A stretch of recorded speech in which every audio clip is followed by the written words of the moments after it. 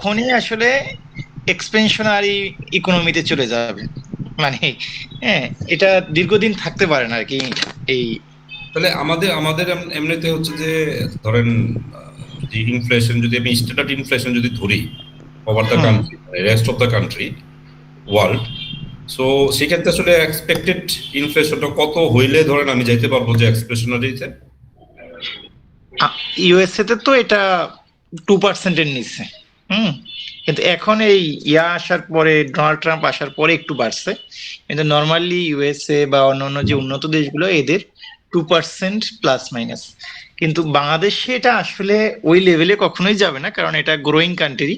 এখানে ইনফ্লেশন রেটটা মানে 6-এর মধ্যে থাকলে এটা আসলে স্ট্যান্ডার্ড ধরা হয় বেসিক্যালি। কারণ আপনার নাহলে তো প্রোডাক্টের প্রাইস বাড়বে না, বা আপনার মানুষ ইনভেস্টমেন্ট করতে আগ্রহী হবে না।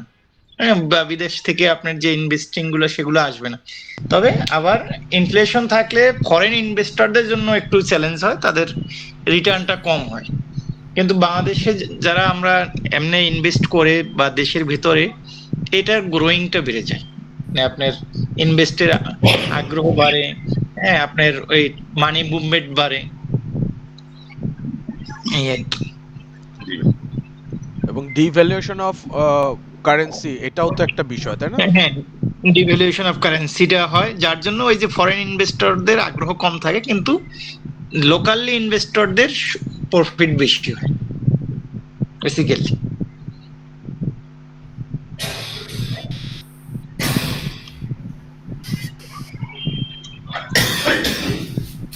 সরি ভাই, তাহলে ভাই কখন আসছেন? আমি এই যে কিছুক্ষণ আগে এখনই জয়েন করলাম। আচ্ছা, আমরা বেশি দূর যাই নাই, আমরা এতটুকু পর্যন্ত আসছি আর কি। এখন আপনি কতটুকু ডিসকাশন শুনতে পারছেন, কোথা থেকে? আমি এই যে ইনফ্লেশন অ্যান্ড গ্রোথ এই এই এই পয়েন্ট থেকে রেকর্ডিং করছি এবং শুনছি। আচ্ছা, তাহলে আমরা একটু আবার একটু রিক্যাপ করি। সেটা হচ্ছে যে আমরা যেটা ডিসকাস করছি সেটা হচ্ছে যে আমাদের 2000 বেসড অন জুন 2025 এর রিপোর্ট ধরে হচ্ছে যে ওখানে বাংলাদেশ ব্যাংক যেটা বাই ইয়ারলি, যেটা হচ্ছে যে করে ইয়ারলি যেটা পাবলিশ করে, সেটা মনিটরি পলিসি যেটা। বেস ধরে হচ্ছে আমরা 26 এর আহ, বাংলাদেশ ব্যাংকের মনিটারি পলিসি এবং কি পলিসি ইনিশিয়েটিভ যেগুলো নেওয়া আছে এটা আমরা একটু রিভিউ করার চেষ্টা করছি। বেস্ট ডকুমেন্টটা হচ্ছে আমি অলরেডি গ্রুপে দিয়ে দিছি। সো সোর্স ডকুমেন্টটা যে বাংলাদেশ ব্যাংকের ওয়েবসাইট থেকে নিয়ে, তো এটাকে সামারাইজড করা হয়েছে based on the chat GTP. তো এখানে আসলে সবকিছু কভার হওয়ার কথা ideally. Let's see.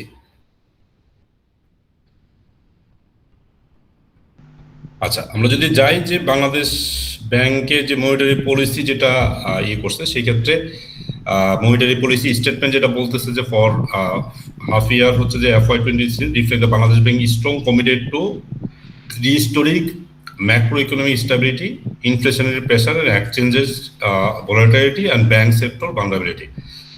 That means হচ্ছে যে এখানে যদি আমি হাফ ইয়ারলি যেই তাদের যে পলিসি স্টেটমেন্ট যেটা দেখছি, তারা একটা ফোকাসিং করতেছে যে আমার ম্যাক্রো ইকোনমিকের স্টেবিলিটি নিয়ে আসার জন্য এইমড, এটার সাথে হচ্ছে অ্যালাইন করে হচ্ছে যে ইনফ্লেশনারি প্রেশার, এক্সচেঞ্জের যে ভালনারেবিলিটি আছে এবং ব্যাংকিং ভোলাটিলিটি আছে এবং ব্যাংকিং সেক্টর যে ভালনারেবিলিটি আছে, তো এগুলোকে আসলে রিফর্ম করার জন্য বা স্টেবল করার জন্য বা এই প্রেশারগুলো রিলিজ করার জন্য এটাই এই তিনটা জিনিসকে ফোকাস করছে।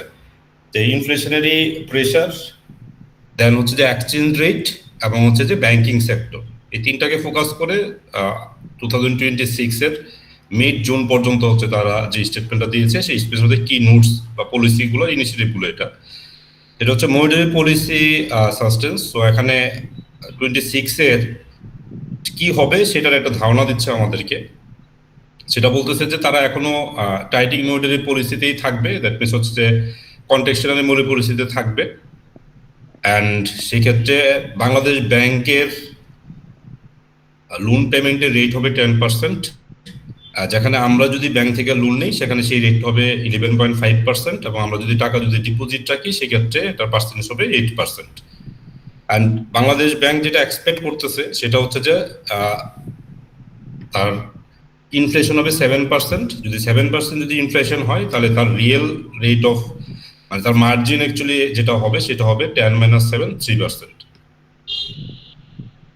সো দেন আমরা যদি যাই ইনফ্লেশন এবং গ্রোথ, যে কারেন্ট স্ট্যাটাসটা কি এবং 26 তারা কি এক্সপেক্ট করতেছে, সেক্ষেত্রে আমরা দেখছি যে আপনার ইনফ্লেশন হচ্ছে কারেন্ট জুন 2025 পর্যন্ত ইনফ্লেশন রেট যেটা দেখাচ্ছে সেটা হচ্ছে যে 8.48%, অ্যান্ড জিডিপি গ্রোথ যেটা দেখাচ্ছে সেটা হচ্ছে 3.97%, বা তারা এক্সপেকটেশন করতেছে হচ্ছে যে 5.57% ইন 2026। আচ্ছা মিজান ভাই, এখানে একটা ইনফরমেশন আমার কাছে যেটা মনে হচ্ছে, ধরেন এখানে যেহেতু ওরা জিডিপি গ্রোথ যেটা দিয়েছে 25-এর 3.97% এবং এক্সপেক্টেড বলতেছে 2026 হচ্ছে 5.5, সেই ক্ষেত্রে 8.48-এর সাথে তো যদি এখানে আমাকে যদি বলতো যে আপনার হচ্ছে 7% হচ্ছে 26-এর হচ্ছে আমার ইনফ্লেশন, এটা একটু মোর রিলেভেন্ট হইতো না নাকি আমরা পরবর্তীতে পাবো এটা? লাস্ট ইয়ারের যেটা ইনফ্লেশন রেটটা তো ছিল বেশি, হ্যাঁ, এবং জিডিপি ছিল কম তুলনামূলকভাবে। হুম। আর এই বছর প্রিডিক্ট করতেছে যে আমরা 5%, 5.5% আমরা জিডিপি গ্রোথ করব। আসলে এটা মানে আসলে প্রিডিকশনই, বাস্তবে হবে না। বাস্তবে বছর আরো কম হবে, কারণ এবছর ইলেকশন আছে, অন্যান্য খরচ আছে, হ্যাঁ, দেশে ভার্নাবিলিটি বেশি। এটা আসলে 5.5% না, এটা 3% হবে কিনা আমার সন্দেহ আছে। কিন্তু এটা বাংলাদেশ ব্যাংক প্রিডিক্ট করতেছে, চিন্তা করতেছে, হ্যাঁ, তারা এই লেভেলে নিয়ে যাওয়ার। হ্যাঁ, বাস্তবতা কতটুকু হবে সেটা এই ফ্যাক্টরগুলো কনসিডার করে নাই?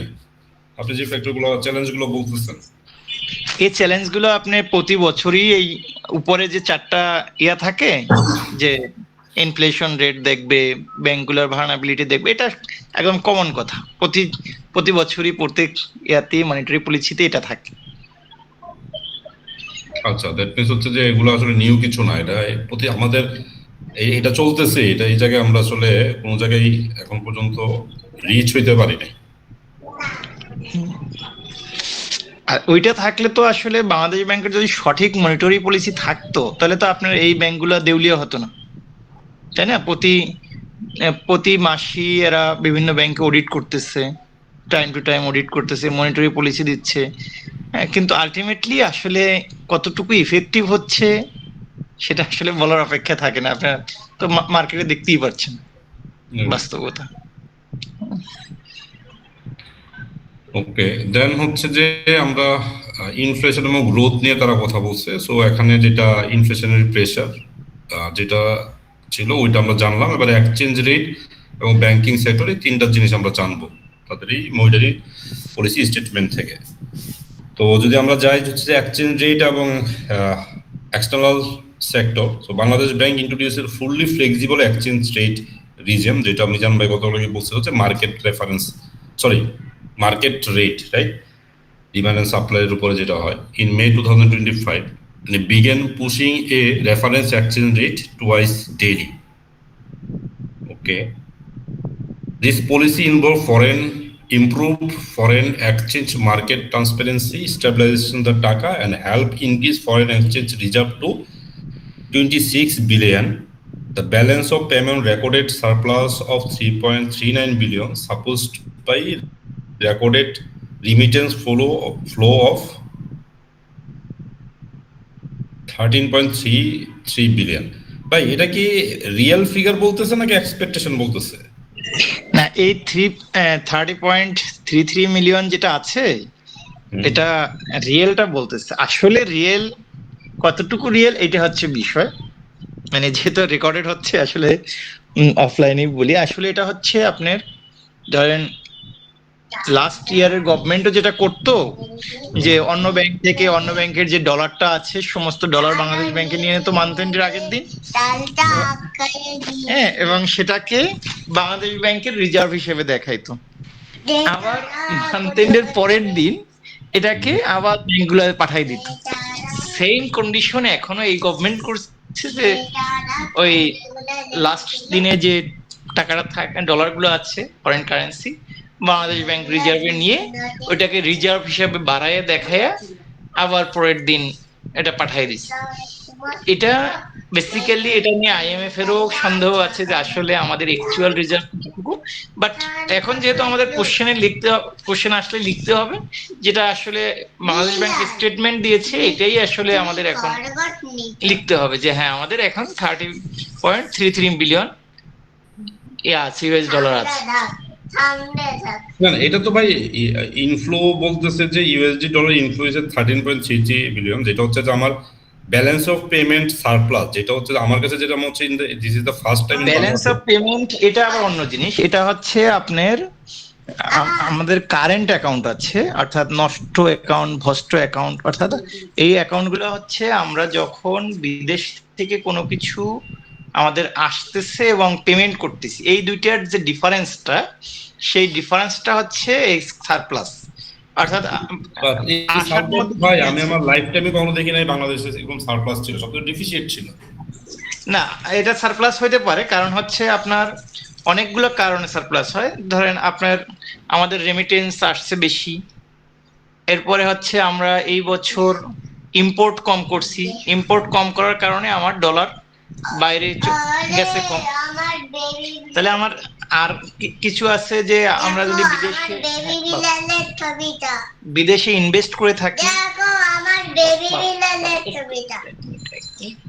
হ্যাঁ, তা সেই ইনভেস্টমেন্ট থেকে যদি আমাদের রিটার্ন আসে, সেই রিটার্নটা এখানে প্লাস হবে।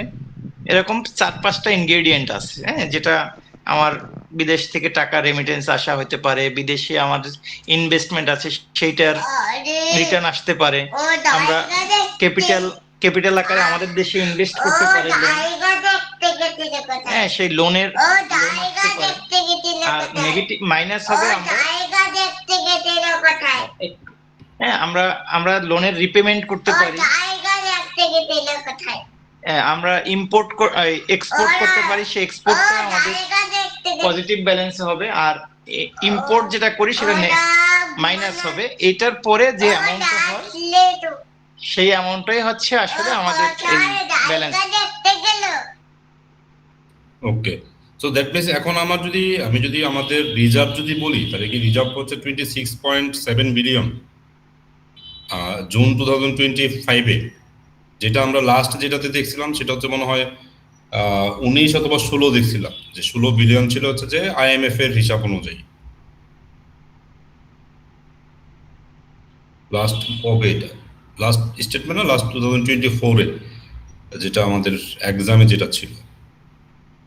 আচ্ছা, আমরা এখন একটু দেখি যে ব্যাংকিং সেক্টর রিফর্মসটা কি বলতেছে।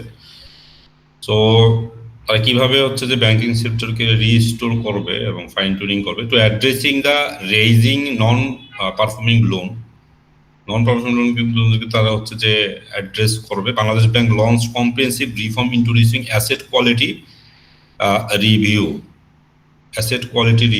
তারা একটা bank comprehensive reform, restrict loan classification, provision guidelines, and preparation of risk-based supervision from January 2026। তার মানে এই জিনিসগুলো, কিছু জিনিস হচ্ছে অলরেডি তারা ইন্ট্রোডিউস করে ফেলছে, যে Bangladesh bank launched comprehensive reform including asset quality review, and হচ্ছে যে ওরা স্ট্রিক্টলি হচ্ছে প্রভিশনের লোন ক্লাসিফিকেশন এবং প্রভিশনের গাইডলাইনগুলো ওরা স্ট্রিক্টলি মেনটেন করতে বাধ্য করবে, এবং হচ্ছে preparation of the risk based supervision start করবে হচ্ছে 2026 থেকে।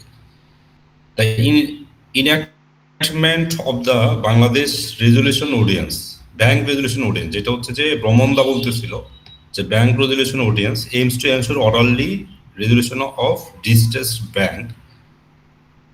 In conclusion, the monetary policy statement for FH1 2026 focus on the inflation containment, exchange stability, financial sector reform, sustainable economic recovery through prudent and data-driven monetary policy action.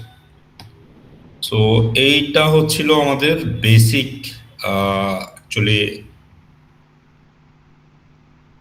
আমাদের monetary policy 2025-এর জুনের যে statement আসছে সেই স্টেটমেন্টে। তো এখানে কেউ বলতে পারবেন অ্যাসেট কোয়ালিটি রিভিউ আর রিস্ক বেসড সুপারভিশন এবং ব্যাংক রেজুলেশন ব্যাংক রেজলিউশনটা কি কারোর কাছে আছে? Bank resolution audience 2025।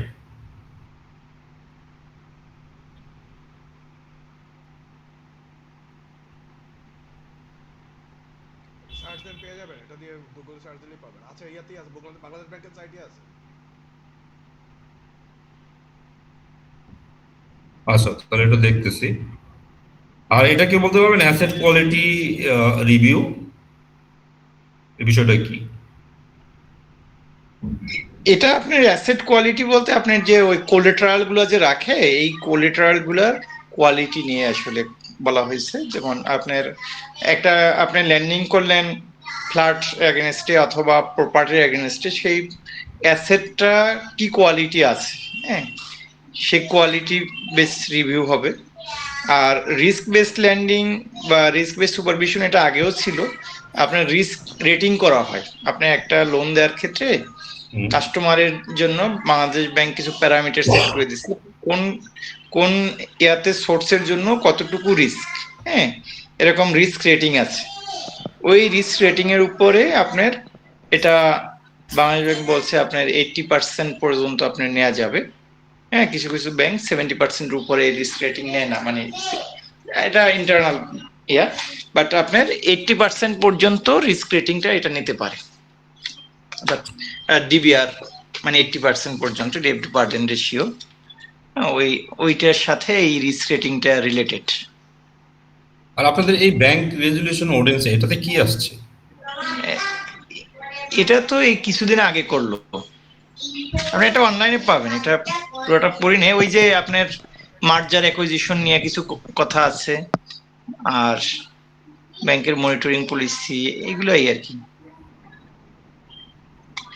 আচ্ছা, মার্জার একুইজিশন নিয়ে কি তাদের বেশ কি আগে কোনো কিছু ছিল না, এরকম কোনো কিছু? মার্জার অ্যাকুইজিশন তো আগে যেটা ছিল সেটা তো আপনার জেনারেল আইনই ছিল। এখন এইটা তো লিকুইডেশন করছে, এটা আসলে মার্জারও হয় না, অ্যাকুইজিশনও হয় না। হ্যাঁ, এই যে যেটা 5টা ব্যাংক এসে পুরো নিয়ে নিল এবং শেয়ার হোল্ডাররা কোনো কিছু পেল না, শেয়ার হোল্ডারদের সাথে কোনো বৈঠক হয় না। হ্যাঁ, এটা ঠিক যে শেয়ার হোল্ডারদের আপনার নেগেটিভ হলে লিকুইড হয়ে যায়, মানে আপনি কিছু লিকুইডেশনে আর কিছু পাবেন না, কিন্তু বাস্তবে তো এই ব্যাংকগুলো একেবারে দেউলিয়া হয়ে যায় না। হ্যাঁ, ওই যে আপনার কালকে আমরা দেখলাম যে প্রভিশনিং গুলো যে আছে, হ্যাঁ, তা 1 বছর হয়ে গেলে সে ব্যাড অ্যান্ড লস হয়ে গেছে। আসলে ওই লোনগুলো তো কালেকশন হবে একটা সময় গিয়ে। এখন হয়তো গভর্নমেন্ট চেঞ্জ হয়েছে দেখে এগুলো লিকুইডেশন করে ফেলছে, মানে এগুলা সরকারের শক্তি আছে করছে। আবার এগুলা নিয়ে মামলা মোকদ্দমা হবে বিভিন্ন, হয়তো গভর্নমেন্ট চেঞ্জ হইলে, হ্যাঁ, এগুলো নিয়ে আবার অনেক কিছু দেখবেন ভবিষ্যতে। কিন্তু আসলে এগুলোর এটা উপর কি হাইকোর্ট করা যায়? এইসব সিদ্ধান্তের উপর হাইকোর্টে যাওয়া যায়? হাইকোর্টে গেছিল তো, হ্যাঁ গেছিল, এটা সম্ভবত খারিজ হয়ে গেছে।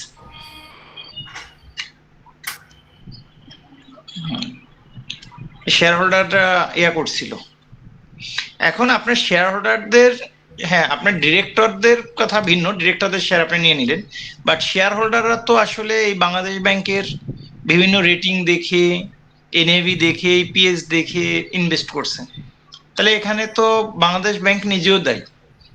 Security and exchange commission say monitoring করে, তাই না? প্রত্যেকটা ব্যাংক যারা সিকিউরিটি অ্যান্ড এক্সচেঞ্জ কমিশনের আন্ডারে নিবন্ধিত, security and exchange commission monitoring করে, বাংলাদেশ ব্যাংক মনিটরিং করে, এবং মানে সিএ ফার্ম যারা আছে অর্থাৎ অডিট করে, সে অডিটর রিপোর্ট করে। আবার হ্যাঁ, ডিরেক্টররা ধরেন আপনার দুর্নীতি করেছে, কিন্তু সিএ ফার্ম কি রিপোর্ট দিয়েছে, সে ট্রু অ্যান্ড ফেয়ার ভিউ দেখবে, কিন্তু যদি ভিতরে ভুল ত্রুটি থাকে সেটা তো দেখার দায়িত্ব আছে তাদের, সেটা প্রপারলি দেখে নেয়। বাংলাদেশ ব্যাংকে প্রত্যেকটা ব্যাংক যে লোনগুলো দেয় এটা প্রতি মাসেই রিপোর্ট করে, কাকে লোন দিচ্ছে, কিভাবে লোন দিচ্ছে, কোনো ডিরেক্টরকে লোন দিচ্ছে কিনা সেটা স্পেসিফিক ভাবে রিপোর্ট করা হয়। তখন বাংলাদেশ ব্যাংক সেগুলো দেখে নেয়, বরংস অন্য ব্যাংক থেকে লোন নিয়ে বা নিজে লোন এই ব্যাংকগুলোরে দিচ্ছে, মনিটরিং করে নেয়। Security and exchange commission monitoring করে নেয়, তাহলে তাদের তো গাফিলতি আছে। হ্যাঁ, এগুলো আসলে কেউ দেখার নাই। আসলে মূল কথা হচ্ছে এখন ওই ডিপোজিটররা লুজার হবে, 2 লাখ টাকার বেশি সে তুলতে পারবে না, কারণ এই আগে তো 1 লাখ টাকা পর্যন্ত ইন্স্যুরেন্স করা ছিল। তো এই প্রত্যেক ডিপোজিটের এগেনস্টে 1 লাখ টাকা ইন্স্যুরেন্স আছে, মানে আমাদের এই সিলেবাসেও আছে। আপনার এটা হচ্ছে ডিআইপি বোধহয় এরকম কিছু একটা, মানে ডিপোজিট ইন্স্যুরেন্স পলিসি। তাই আপনার প্রত্যেক ডিপিএইচ এর এগেনস্টে, অর্থাৎ ডিপোজিটের এগেনস্টে একটা ইন্স্যুরেন্স আছে, সেই ইন্স্যুরেন্সে 1 লাখ টাকা করে আপনাকে রিকভারি দিবে। তো সেটা বাংলাদেশ গভর্নমেন্ট বলছে যে 2 লাখ টাকা পর্যন্ত সে, মানে তারা টাকা ফেরত দেবে ডিপোজিটরদেরকে, আর বাকি টাকার শেয়ার দিবে বা অন্য কোনো ভাবে পরে ম্যানেজ করবে। তাই আপনার ডিপোজিটরকে আপনি শেয়ার দিচ্ছেন, আবার যারা অ্যাকচুয়ালি শেয়ার হোল্ডার ছিল ওই ব্যাংকগুলোর, তাদেরকে আপনি বলছেন যে জিরো, তাদের কোনো ব্যালেন্স থাকবে না। হ্যাঁ, তাই মার্জার অ্যাকুইজিশনটা পুরোটা আসলে পড়া হয় না, এটা আরেকটু দেখতে হবে আর কি। আচ্ছা, আবার আরো তো নয়টা এটা নামায় এটা নন সামারি। ব্যাংক ফাইন্যান্সিয়াল ইনস্টিটিউটকে আপনার ইয়া করবে, লিকুইড করবে, লিকুইডেশনে পাঠাবে।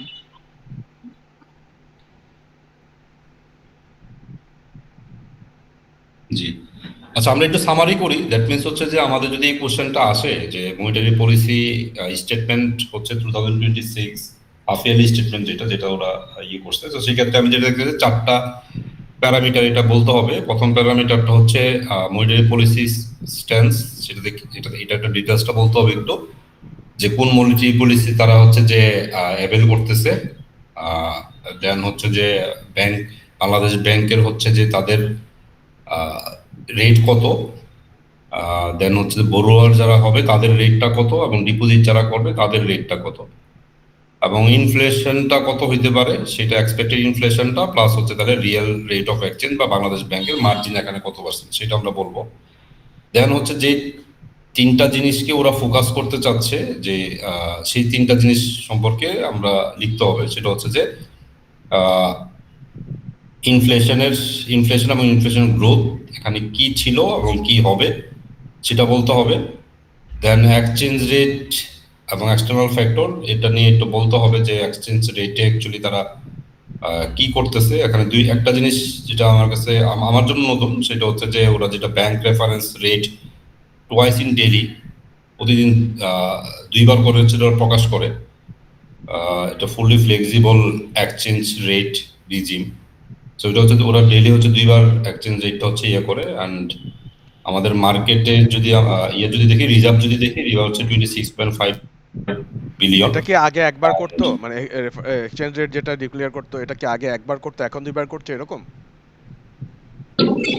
হ্যাঁ, আগে একবার ছিল, মানে ডেইলি তার মানে একবার করে। আমি যদি আগের সকালে দিন আগের সকালে দিন এরকম। সকালে এলসি করি আর বিকালে এলসি করি, তাহলে কি আমার দুইটা আলাদা মার্জিন কাটবেন আপনি, আলাদা অ্যামাউন্ট? এটা ডিক্লেয়ার হয়েছে, এটা তো এখনো মানে আর এক্সিকিউশনে আসে নাই, আচ্ছা। এক্সিকিউশনে আসে না। এখনো ডেইলি একবারই হয়। বাট তারা কিন্তু বিজ্ঞান লেখছে ভাই, বিজ্ঞান publishing.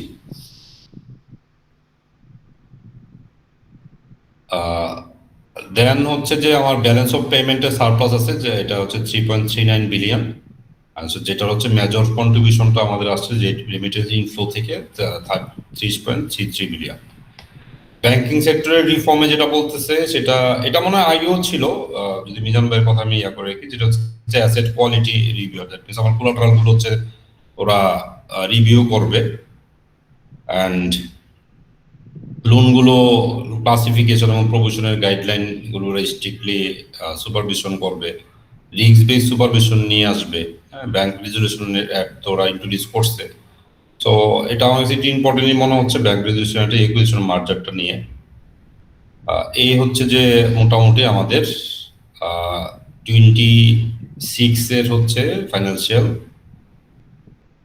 Policy statement, monetary policy statement. ভাই এটা নিয়ে আর কেউ ডিসকাস করবেন?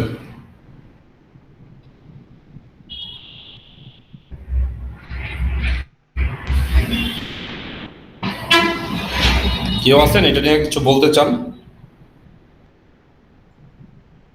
সুজিত ভাই, সাদেক ভাই?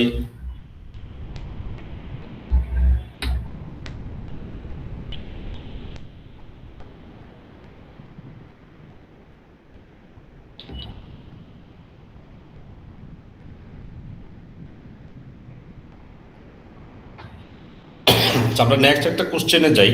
এটা আমার কাছে আসলে প্রিপারেশনের কিছু, আমি কোনো কিছু প্রিপার করি নাই। সো দেখি আমরা এটা আসলে কি বুঝি, আমরা নিজেরা একটু ডিসকাস করার চেষ্টা করি। পাবেল ভাই, কি করতে চান? আজকে তো আসলে বর্মন দাদার টপিকগুলো ওগুলো ওখানে কি কি ছিল ওগুলো ডিসকাশন করি বরঞ্চ। মিজান ভাই আছে, so অসুবিধা নেই।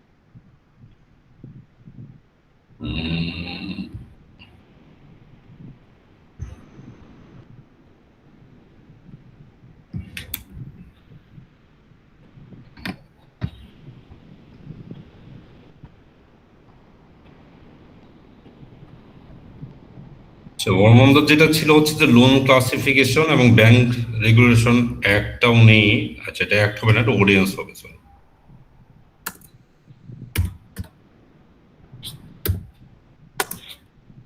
Ordinance 2025, digital banking, Bangladesh bank and it's function.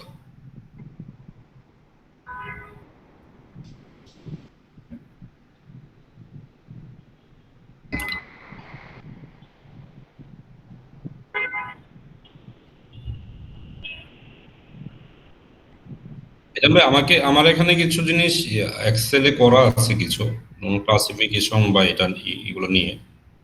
So আপনি কি বলতে পারবেন?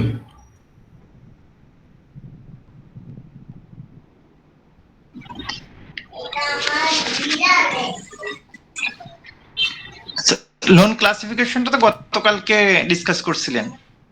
হ্যাঁ, ক্লাস কিছু ডিসকাস করছি, বাট আমরা গ্রোথ পুরাটা অ্যাকচুয়ালি ওইভাবে গ্রোথ করতে পারি নাই। ভাবছিলাম যে এটা তো প্রমোদা কভার করবে আর কি।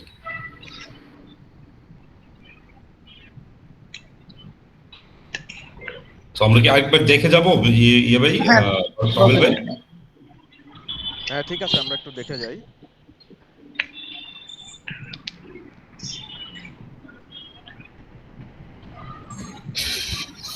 আচ্ছা, প্রথম যেটা দেখতে পাচ্ছি সেটা হচ্ছে যে প্রথম নিয়ে আসছে হচ্ছে লোনস টাইপ। লোনস টাইপ সিরিজে যেটা বলতেছে continuous loan, cash credit and overdraft, then demand loan, post import financing, payment against documents, foreign bill purchase, fixed term loan, then হচ্ছে শর্ট টার্ম এগ্রিকালচার ক্রেডিট। আচ্ছা, তাহলে কন্টিনিউয়াস লোন ওই CC লোনগুলো আর কি, ওয়ার্কিং ক্যাপিটাল লোন, ওই 1 বছর পর পর রিনিউয়াল করতে হয়, ওইটাই মনে হয়। হ্যাঁ, ওভারড্রাফট আর এই কন্টিনিউয়াস লোন, এটা মানে কেউ বলে সিসি, হ্যাঁ আসলে এটা ওভারড্রাফট আর কি, ক্যাশ ক্রেডিট যেটা, এটা ওই আপনার একটা লিমিট দেওয়া থাকে, আপনি যতটুকু ইচ্ছা ইউজ করবেন, আবার ওইটা রিপেমেন্ট করে দেবেন। এবং পেমেন্ট এটার আসার মেয়াদ সাথে কি সাথে 1 বছরই হয়, সবসময় 1 বছরই হয় সর্বোচ্চ মেয়াদ। হ্যাঁ, 1 বছর মেয়াদ। কিসের বেসিসে দেয় এটা আমাকে, ক্রেডিট ফেসিলিটিটা? এটা এটা সিকিউরিটি রাখতে পারে কেউ কেউ আপনার, এটা কর্পোরেট Goods-এর এগ্রিমেন্টের সাথে হয়, আপনার ইন্ডিভিজুয়ালও হতে পারে না যে তা না, সেটা হচ্ছে আপনার মানে ব্যাংক টু ব্যাংক ভেরি করে যে আপনি কোনো একটা সিকিউরিটি কোলাটারাল রেখে এটা এগেনস্টে আপনি ওডি নিতে পারেন, এলসির এগেনস্টে নিতে পারেন। হ্যাঁ, অর্থাৎ আচ্ছা, এটা প্লেজ এন্ড হাইপোথিকেশন এই দুইটার শব্দ ব্যবহৃত হয়, কিন্তু কেন হয়? হাইপোথিকেশনটা হচ্ছে আসলে আপনার স্টকের উপরে, বেসিক্যালি আপনার কোনো একটা স্টক আপনার কাছে থাকবে।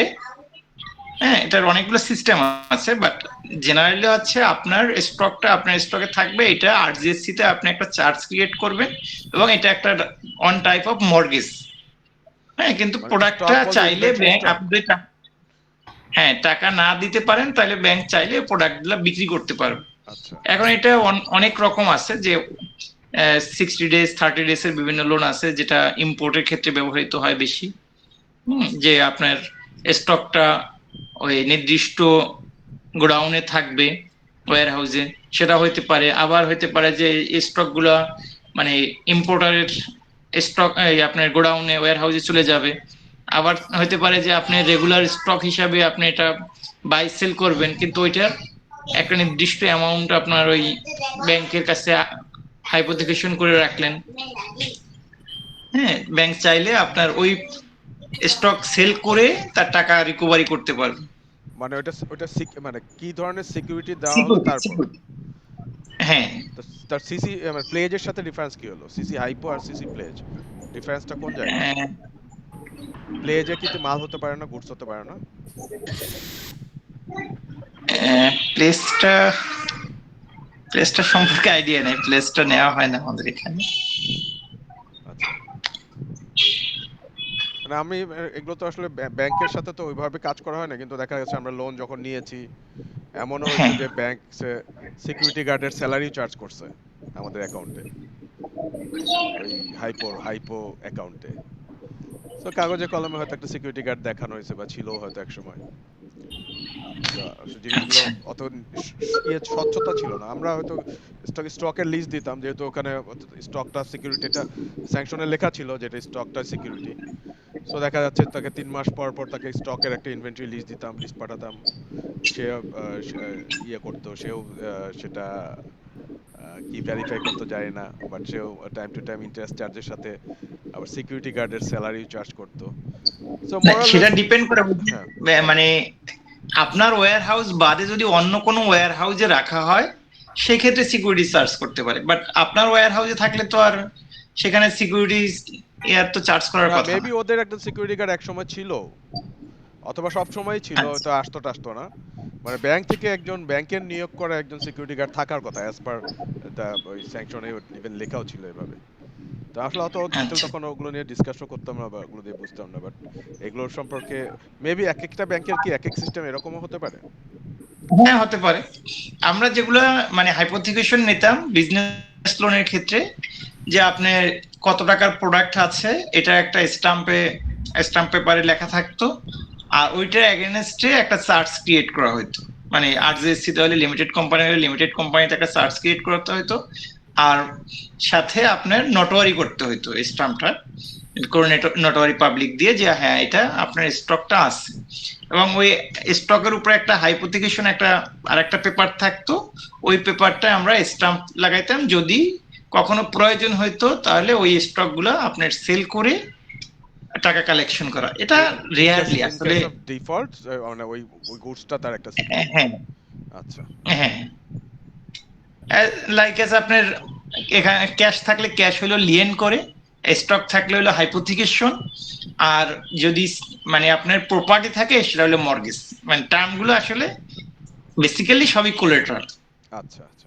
এক একটার জন্য নামটা মানে ডিফারেন্ট। তো প্লেজ নামটার সাথে আপনি পরিচিত না, প্লেজ? প্লেস নামটা শুনছি, আসলে আমাদের এখানে ওইরকম কখনো ব্যবহৃত হয় না দেখে মানে। আচ্ছা আচ্ছা, ওকে। আচ্ছা ঠিক আছে, তারপর বলেন, ঠিক আছে। আচ্ছা, এই আমি জাস্ট একটু আপনাদের ডিসকাশনের সাথে রিলেট করতে চাচ্ছি যে সিকিউরিটি গার্ডের স্যালারি যে ইনক্লুডিং কথা বলতেছে, এখানে আমি আসলে একটা জিনিস দেখতে পাচ্ছি, সেখানে বলা আসলে bank prohibited charging any service fee behind the declare interest rate. So সে বেসিক্যালি কোনো ধরনের চার্জ আদা মানে ব্যাংক স্টার রেটটা ছাড়া সে অন্য কোনো সার্ভিস চার্জ বা কিছু চার্জ করতে পারবে না। তাহলে এইটার সাথে ওইটা একটু কন্ট্রাডিক্টরি হয়ে যাচ্ছে না, বা এটা এটা আসলে কিসের জন্য? এটা এই জিনিসটা হচ্ছে আমি বললাম না যে অনেক রকম হাইপোথিকেশন আছে। এই স্টকটা যদি আপনার মিডল কোনো ব্যক্তির কাছে থাকে, যেমন এগুলা হয় এলসির ক্ষেত্রে, যে আপনি একটা এলসি আসছে, এখন আপনি একটা ওডি নিচ্ছেন, হ্যাঁ একটা হাইপোথিকেশন দিয়ে যে আপনি 2 মাসের মধ্যে টাকাটা দিয়ে তারপরে ওই প্রোডাক্টটা ছাড়াই নেবেন, কারণ আপনার এক্সপোর্টারে এখন ইমিডিয়েটলি টাকা দিতে হবে। সেই ক্ষেত্রে আপনি কি করছেন, ওই 2 মাস অন্য আরেকজনের ওয়্যার হাউসে প্রোডাক্টটা রাখছেন, সেখানে ব্যাংকের একটা একটা গার্ড থাকবে, আপনার সিকিউরিটি গার্ড থাকবে, এটা কন্ট্রোল করবে। হ্যাঁ, সেই ক্ষেত্রে ব্যাংকের একটা চার্জ করতে পারে। কিন্তু আবার কিছু প্রোডাক্ট আছে যে আপনার ওয়্যার হাউসে চলে যাবে, ব্যাংক আপনার উপরে ভরসা করে লোন দিচ্ছে কিন্তু হাইপোথিকেশন নিচ্ছে ওই স্টকের, সেই ক্ষেত্রে ব্যাংকের আদার কোনো চার্জ ক্রিয়েট করার কথা না। আচ্ছা, এটাকে হাইপোথিকেশন কেন বল, কেন এটা কোলাটারাল বলতেছেন না? কোলাটারাল বলতে কোলেটারাল আসলে বেসিক্যালি সবগুলোই কোলেটারাল। আপনার ধরেন ক্যাশ কোলেটারালে বললে লিয়েন, হ্যাঁ ক্যাশ লিয়েন করা, মানে শব্দগুলো মানে ওই কোলেটারালি এক একটার জন্য এক এক সব মানে টার্ম নেমটা এক একটা এক এক রকম। আচ্ছা, হ্যাঁ, প্রপার্টির ক্ষেত্রে আমরা বলি মর্গেজ, ঠিক আছে, আর স্টকের ক্ষেত্রে হলো হাইপোথিকেশন। মানে এটা সবগুলোই আসলে কোলেটারাল। কোলেটারাল হচ্ছে আসলে মানে পরিধিটা বড়, ওইটার টার্মস হিসেবে এইগুলো ব্যবহার করা হয়। বুঝতে আচ্ছা, আর পারছি। অনেক ভালো সময় যে মিজান ভাই, অনেক সময় কিছু লোন থাকে যেটার একটা সিকিউরিটি থাকে, আবার সাথে কোলারেটারও থাকে। তো দুইটার ডিফারেন্সটা কি? যেমন আমি একবার মেশিন হ্যাঁ, এনেছিলাম। থাকতে পারে হ্যাঁ, সিকিউরিটি, মানে ক্যাশ সিকিউরিটি থাকতে পারে, আবার কোলাটেরাল থাকতে পারে। যেমন মানে আমি একটা প্র্যাকটিক্যাল এক্সপিরিয়েন্স মানে উদাহরণ দিই, যে ধরেন আপনি একটা ফ্ল্যাট মানে কমার্শিয়াল স্পেস কিনবেন। এখন কমার্শিয়াল স্পেসটা আপনার নামে এখনো রেজিস্ট্রেশন হয়নি। এখন ওটা তো আপনি কোলাটেরালটা আপনি মর্গেজ করে দিতে পারতেছেন না। তাহলে আপনাকে 10% ক্যাশ সিকিউরিটি রাখতে হবে যতক্ষণ পর্যন্ত আপনি এটা মর্গেজ না করে দেন।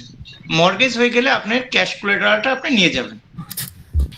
তাহলে একসাথে আপনার দুইটা সিকিউরিটি হলো, একটা হচ্ছে মানে একটা হলো থার্ড পার্টি এই ট্রাই পার্টি এগ্রিমেন্ট, যে হ্যাঁ ওইটা আপনি রেজিস্ট্রেশন হয়ে গেলে মর্গেজ করে দেবেন। আর একটা হচ্ছে আপনি ক্যাশ সিকিউরিটি রাখতে পারেন সাথে। দুটোই হতে পারে একই সাথে।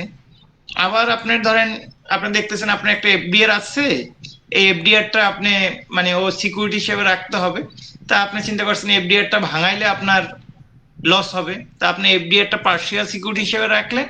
সাথে আপনার যে প্রপার্টিটা দিয়েছেন এই প্রপার্টিটা আসলে পুরো লোন ভ্যালু কভার করে না, এই কারণে প্রপার্টিটা একটা সিকিউরিটি, আর রেস্ট অফ দ্য অ্যামাউন্ট আপনি ক্যাশ সিকিউরিটি দিয়েছেন। এভাবে দিতে পারেন, মানে আচ্ছা। হতে পারে। জাস্ট আমি আমার একটা মানে ইয়ে বলে, আমরা একটা ফ্যাক্টরিতে একটা মেশিন ইনস্টল করেছিলাম, ওখানে 70% ফাইন্যান্স ছিল জনতা ব্যাংকের ফরেন এক্সচেঞ্জ কর্পোরেট ব্রাঞ্চের। তো ওখানে আমাদের ওই 70%-এর এগেনস্টে ওরা বলছিল যে সিকিউরিটিটা হচ্ছে ওই মেশিনটা ইটসেলফ। আর আমাদের চেয়ারম্যান স্যারের একটা ওনার পার্সোনাল একটা এফডিআর ছিল, সেটাকে ওনারা চার্জ করে কোলারেটাল করে নিছে, লিয়েন করে নিছে আর কি। ওটাকে বলছে তারা কোলারেটাল। আর অলসো প্রত্যেকটা ডিরেক্টরের পার্সোনাল গ্যারান্টি নিয়েছে। তো এই ইয়েটা বুঝলাম, তাহলে কোলাটারাল মেবি ওই মূল সিকিউরিটির বাইরে এডিশনালটাকে তারা কোলাটারাল বলছে, জনতা ব্যাংক হয়তো অন্য টার্ম ব্যবহার করে। আর পার্সোনাল গ্যারান্টিটা কেন নিচ্ছে, বা এটার গ্যারান্টির ইম্প্যাক্ট কি আসলে? পার্সোনাল গ্যারান্টি হচ্ছে ম্যান্ডেটরি বাংলাদেশ ব্যাংকের লাস্ট সার্কুলার অনুসারে। লাস্ট বলতে আরো মানে 1 বছর 2 বছর আগের সার্কুলার মতে। আর লাস্ট সার্কুলারে বলছে সমস্ত ডিরেক্টররা এবং যারা ওনার হবে 10%-এর বেশি শেয়ার হোল্ডার হবে তাদের গ্যারান্টি দিতে হবে। কারণ হচ্ছে যদি কোনোভাবে বিজনেস ডিফল্ট হয়, আপনার লোন তো বিজনেসের নামে, তাহলে আপনাকে তো আসলে চার্জ করা যাবে না। কারণ আপনি একজন ডিরেক্টর বা আপনি একজন প্রোপাইটার অথবা পার্টনার, তাহলে আপনি তো আসলে টাকা দিতে বাধ্য না, কারণ বিজনেস ফল্ট করছে, আপনার লোন হলে বিজনেসের নামে। এই কারণে ডিরেক্টর বা অর্থাৎ প্রোপাইটার এদের গ্যারান্টি নেওয়া হয়, যদি বিজনেস ফল্ট করে তাহলে আপনি টাকা দিতে বাধ্য থাকবেন। আচ্ছা। বুঝতে পারছেন? হ্যাঁ, সেক্ষেত্রে আমাকে একটু বলেন, মানে একটা সিচুয়েশনের কথা বলছি, এগুলো এফএসএম এ লাগবে না হয়তো। সেটা হচ্ছে ওই কোয়ালিফিকেশন শেয়ার, মানে একজনকে ডিরেক্টর করার জন্য, ম্যানেজিং ডিরেক্টর করার জন্য তাকে ওই মেমোরান্ডামে আর্টিকেলে ছিল যে কোয়ালিফিকেশন শেয়ার থাকতে হবে, ঠিক আছে? তো তাকে হ্যাঁ, কোয়ালিফিকেশন শেয়ার ওই যে ফর্ম ইয়ে করে, আরজেসি ফর্মের মাধ্যমে কি 110 নাকি ওটা করে তাকে কিছু হ্যাঁ, শেয়ার শেয়ার ইয়ে করে সেল ট্রান্সফার করে দেওয়া হয়েছে, হ্যাঁ? আসলে কিন্তু সে এভাবে টাকা দিয়ে কিনেও নাই বা এরকম না। এখন সে যদি পার্সোনাল গ্যারান্টি দেয়, যেহেতু তার কিছু শেয়ার হ্যাঁ, আছে এখন, আবার সে কিন্তু পেইড ডিরেক্টর, মানে পেইড ম্যানেজিং ডিরেক্টর। হ্যাঁ, তো এখন যে সে যদি পার্সোনাল গ্যারান্টি দেয়, সে তার ব্যক্তিগত সম্পদকে এর জন্য লায়াবল হবে যদি ডিফল্ট করে? হ্যাঁ, সে ব্যক্তিগতভাবে দায়বদ্ধ হবে। আচ্ছা। লোন ক্রস করলে তাকে মানে এই টাকা দেওয়ার জন্য ব্যাংক মানে বাধ্য করতে পারে, মামলা করবে এবং সে দিতে বাধ্য থাকবে। সে কি এই ডিফেন্সটা দিতে পারবে না যে I M A paid director এবং কোয়ালিফিকেশন শেয়ার না, হিসেবে সেটা তো বলার সুযোগ নাই, কারণ সে তো ডিরেক্টর হিসাবেই অর্গানাইজেশনে আছে, এবং সে তো ডিরেক্টর হিসাবেই লোন পেপার সাইন করছে, বোর্ড রেজলিউশনে সাইন করছে, সব জায়গায় সে ডিরেক্টর হিসাবেই সাইন করছে। তার মানে তার পার্সোনাল প্রপার্টি ডেঞ্জারে পড়ে যাবে, তাই না? হ্যাঁ, কারণ হচ্ছে সে তো ওই আপনার দেখবেন যে মেমোরেন্ডাম এবং শিডিউল 10, 12, হ্যাঁ, সেখানে কিন্তু তার নাম আছে, যদি সে মানে ডিরেক্টর হয়ে থাকে, তাই না? সেখানে তো তার শেয়ারের পার্সেন্টেজ আছে, যে হ্যাঁ সে এত পার্সেন্ট শেয়ার হিসাবে সে ডিরেক্টর। তো সেটা তাহলে সে যদি মনে কর কোনো একজন ব্যক্তি, সে অ্যাজ এ ম্যানেজিং ডিরেক্টর কাজ করতে আগ্রহী এবং কোয়ালিফিকেশন শেয়ারের জন্য তাকে শেয়ার হ্যাঁ, নিতেই হচ্ছে, সেই ক্ষেত্রে তার রিমেডি কি আছে? মানে সে কি তাহলে কোনো মানে কোনো রেজুলেশন করে আগেই বলে দিতে পারবে যে আমি এই এই কোম্পানি যা ভবিষ্যতে লোন হবে তার এগেনস্টে আমি কোনো পার্সোনাল গ্যারান্টি কখনো দিব না বা তার জন্য দায়ী হব না, এরকম সে কি করতে পারবে? এটা এটা তো লোন নেওয়ার সময়ই করতে পারবে। যে ধরেন আপনি আপনি একজন ডিরেক্টর, আপনি সাইন করতে চাচ্ছেন না, এখন লোন নেওয়ার সময় সেটা মানে ব্যাংকের সাথে কাস্টমার রিলেশনশিপে সে বলবে যে না, আমি এই ডিরেক্টরকে আমি পার্সোনাল গ্যারান্টি দেওয়াবো না, যদি আমাকে লোন দেন দিতে পারেন, না দিলে আপনার লোন নিলাম না, আমি অন্য কোথাও থেকে নিব, তাই তো না? তখন ব্যাংক সেক্ষেত্রে চিন্তা করবে যে স্যাংশনের সাকসেস রেট কিরকম হতে পারে, কি মনে করেন? এটা এটা হয় না যে তা না, মানে আমি প্র্যাকটিক্যাল কথা বলছি, প্র্যাকটিক্যালি হয়। আচ্ছা কারণ ব্যাংকের যে মানে হচ্ছে গ্যারান্টি অ্যাটলিস্ট 51% হতে হবে, ঠিক আছে? আমাদের আগে ছিল এটাই যে অ্যাটলিস্ট 51% শেয়ার হোল্ডার আপনার দিতে হবে, অর্থাৎ পার্সোনাল গ্যারান্টি দিতে হবে।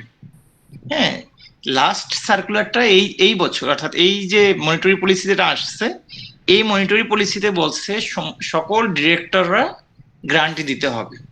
কারণ এটার মানে দিতে হবে এই কারণে যে আপনার কিছু ডিরেক্টররা বা চেয়ারম্যান জানে না যে আপনি লোন নিচ্ছেন অর্গানাইজেশন, ওই চেয়ারম্যানের নামে আপনি সাইন করে আপনি এই সকল লোন ডিরেক্টর মানে অ্যাপ্লিকেশন। যদি শেয়ার হোল্ডার না হয় ডিরেক্টর, যদি ইন্ডিপেন্ডেন্ট ডিরেক্টরও তো হইতে পারে, সেক্ষেত্রে সকল ডিরেক্টর হলে কিভাবে? না, ইন্ডিপেন্ডেন্ট ডিরেক্টর তো আসলে ডিরেক্টর না, মানে না, কোম্পানির ম্যানেজিং পর্যায়ে পড়বে না। আচ্ছা আচ্ছা তারা তো শেয়ার হোল্ডার, মানে শেয়ারের পার্সেন্টেজ আছে। আচ্ছা হ্যাঁ, হুম, এখন পাবলিক লিমিটেড কোম্পানি আর প্রাইভেট লিমিটেড কোম্পানি এর মধ্যে কিছুটা পার্থক্য আছে। আমরা যে লোনগুলো দিই সেগুলো হচ্ছে নর্মালি এখানে এসএমই টাইপ প্রাইভেট লিমিটেড সব।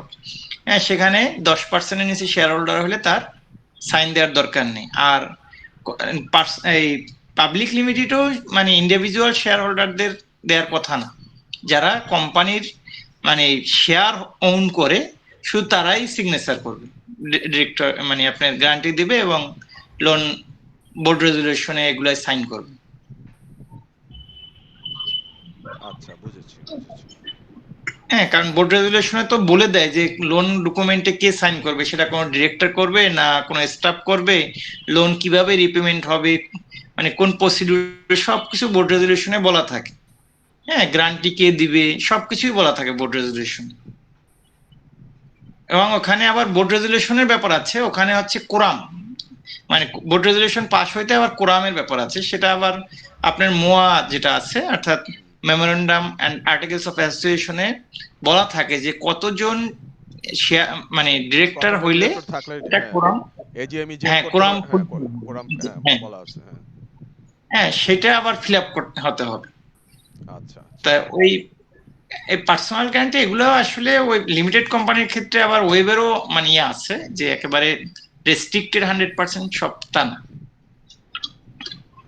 আচ্ছা আচ্ছা এটা ব্যাংক টু ব্যাংক ভেরি করে যে আপনার কর্পোরেট এগ্রিমেন্টটা কেমন, অর্গানাইজেশন কিভাবে চলতেছে, হ্যাঁ, কি প্রফিটেবল, কত টাকা লোন দিচ্ছে, রিকভারি সিস্টেম কি, প্রিভিয়াস হিস্ট্রি কি, এগুলোর উপর ডিপেন্ড করে অনেক কিছুই। বুঝেছি।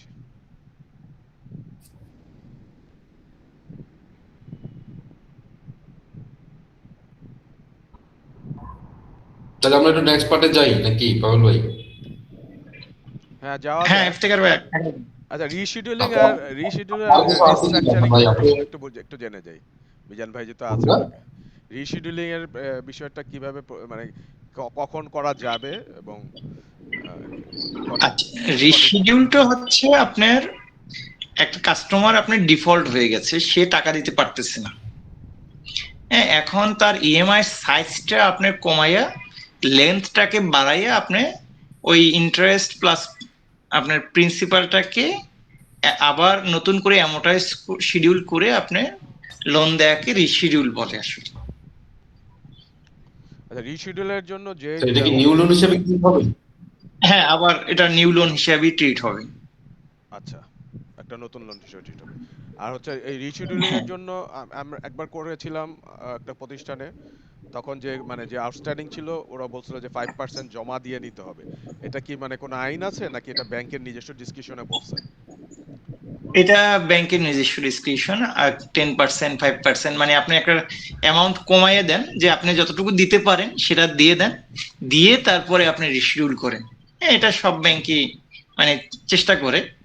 আর নর্মালি অধিকাংশ ব্যাংকই চায় আসলে রিশিডিউল না করে টাকাটা রিকভারি করতে, প্রয়োজনে অপশন দেয়া। হ্যাঁ, তারপর বাংলাদেশ ব্যাংকের যেহেতু গাইডলাইন আছে করতে হয়, মানে এই কারণে ওই ব্যাংক 2টা 4টা করে করে বছরে, খুব কম আর রিশিডিউল রিশিডিউলিং করতে চায় আমি না। করতে চাইলে কতবার করতে পারবো? যতবার ইচ্ছা ততবার নিশ্চয়ই নয়। না না, একবারই করে। আমার হিস্ট্রিতে দেখছি মানে আমার 11 বছরে মানে আমার ব্যাংকে এখন পর্যন্ত 3টা বা 4টা রিশিডিউল হয়েছে, বুঝতে পারছেন? মোটের উপর মানে এতগুলো business loan। অ্যাকাউন্টের মধ্যে মাত্র হ্যাঁ, 3টা এখন কেন? পর্যন্ত আচ্ছা আচ্ছা 3-4টা। হ্যাঁ, এগুলো খুব একটা হয় না। মানে ওই বাংলাদেশ ব্যাংক করতে বলে দেখে, মানে ওই 2-1টা করে দেখাইতে হয়, রিপোর্ট করতে হয় যে হ্যাঁ আমরা করছি, বুঝতে পারছেন? আচ্ছা। এই হলো, এখন এটা কাস্টমার ব্যাংকের উপর ডিপেন্ড করে। এই যেগুলো ডিফল্ট হয়েছে এই ব্যাংকগুলো রিশিডিউলের মাত্রা অনেক বেশি দেখবেন। হ্যাঁ, 2 দিন পর পর মানে কয়েকদিন পর পর রিশিডিউল করে দিত, যে হ্যাঁ সে টাকা দিচ্ছে, অথবা কিছু টাকা দিয়ে সে রিশিডিউল করছে।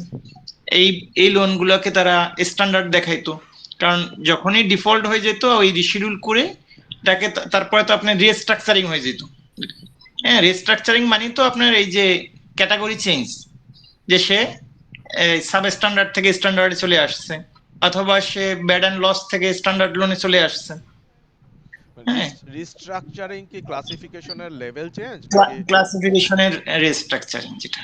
আচ্ছা আচ্ছা রিশিডিউল করলেই তো সে রিস্ট্রাকচারিং হয়ে যায়, আচ্ছা। অর্থাৎ আগে আবার সে আবার স্ট্যান্ডার্ড হয়ে রেগুলার গেল। স্ট্যান্ডার্ড হয়ে গেল। হ্যাঁ, আচ্ছা, এটা কি রিস্ট্রাকচারিং নাকি কম্পোজিশন চেঞ্জ করা? সে এটা একটা টার্ম লোন ছিল, সেটাকে একটা পার্ট টার্ম করে দেওয়া আর একটা পার্ট এরকম করে সিসি করে দেওয়া, এটাকে রিস্ট্রাকচারিং ব্যাংক বলে। তো রিস্ট্রাকচারিং বলতে আপনার এই আপনার ইয়াটা কি বোঝায়, লোন ক্লাসিফিকেশন কি বোঝায়। আচ্ছা আর আচ্ছা আচ্ছা। আরেকটা জিনিস একটু জানতে চাই, সেটা হচ্ছে এই এই অনেক সময় দেখা যাচ্ছে যে আমাদের অনেক পুরনো একটা প্রজেক্ট, সো আমরা অনেক সময় এডিশনাল লোনের জন্য বিএমআরই প্রপোজাল করি। বিএমআরই, তো এইটা বেসিক্যালি একটা নিউ লোন প্রপোজাল, আর বিএমআরই প্রপোজালের মধ্যে ডিফারেন্সটা কোথায় হচ্ছে? বিএমআরই দিয়ে মানে কি বোঝানো হয়েছে একটু যদি এই যে বলতেন। বিল্ডিং মেইনটেনেন্স, রিকনস্ট্রাকশন, এই ধরনের কিছু বিএমআরই। এটা ব্যাংকে ইয়েতে অনেক জায়গায় দেখেছি, সোনালী ব্যাংকে, অগ্রণী ব্যাংকে দেখেছি, জনতা ব্যাংকে দেখেছি। সাধারণত এই আগের পুরনো ব্যাংকগুলোতে বিএমআরই টার্মটা এখনো বোধহয় প্রচলিত। আচ্ছা, ইন্ডিয়ার আমাদের এমনি। হ্যাঁ, ভাই একটু সার্চ দেন তো ইয়েতে, ক্রোমে, গুগলে দেখেন বিএমআরই। বিএমআরই। হ্যাঁ, ওয়েবে সার্চ দেন, তাহলে মানে মিজান ভাইয়ের ওনার আধুনিক টার্মটার সাথে হয়তো ম্যাচ করতে সুবিধা হবে। তাই স্পেলিংটা বলেন কি? বিএমআরই, বাংলাদেশ এম, জাস্ট লেখেন বি বিএমআরই। আর হ্যাঁ, এটাই চলে আসবে।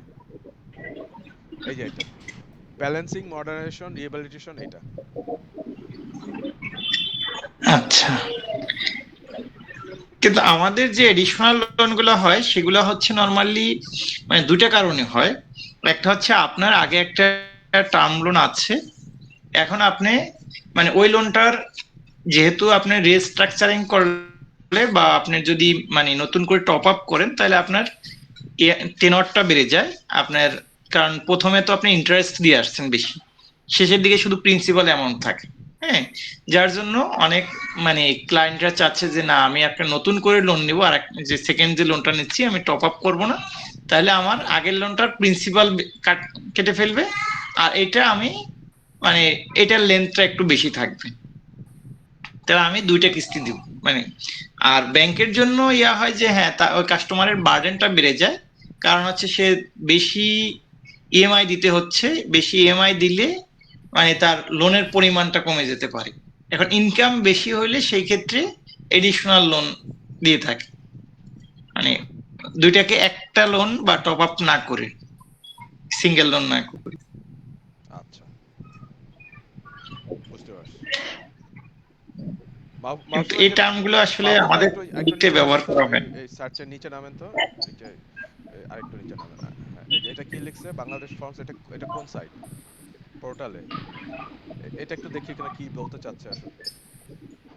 মানে আমার কাছে মনে হয়েছে এটা একটা লোন প্রপোজালই, ডিফারেন্সটা আপনি ধরতে পারি নাই। অ্যাকর্ডিংলি কাজ করছি, অবশ্য লোন স্যাংশন হয়েছিল, বাট আমি না বুঝেই করছিলাম। সো একটু দেখি আসলে এখানে কিছু লেখা আছে নাই।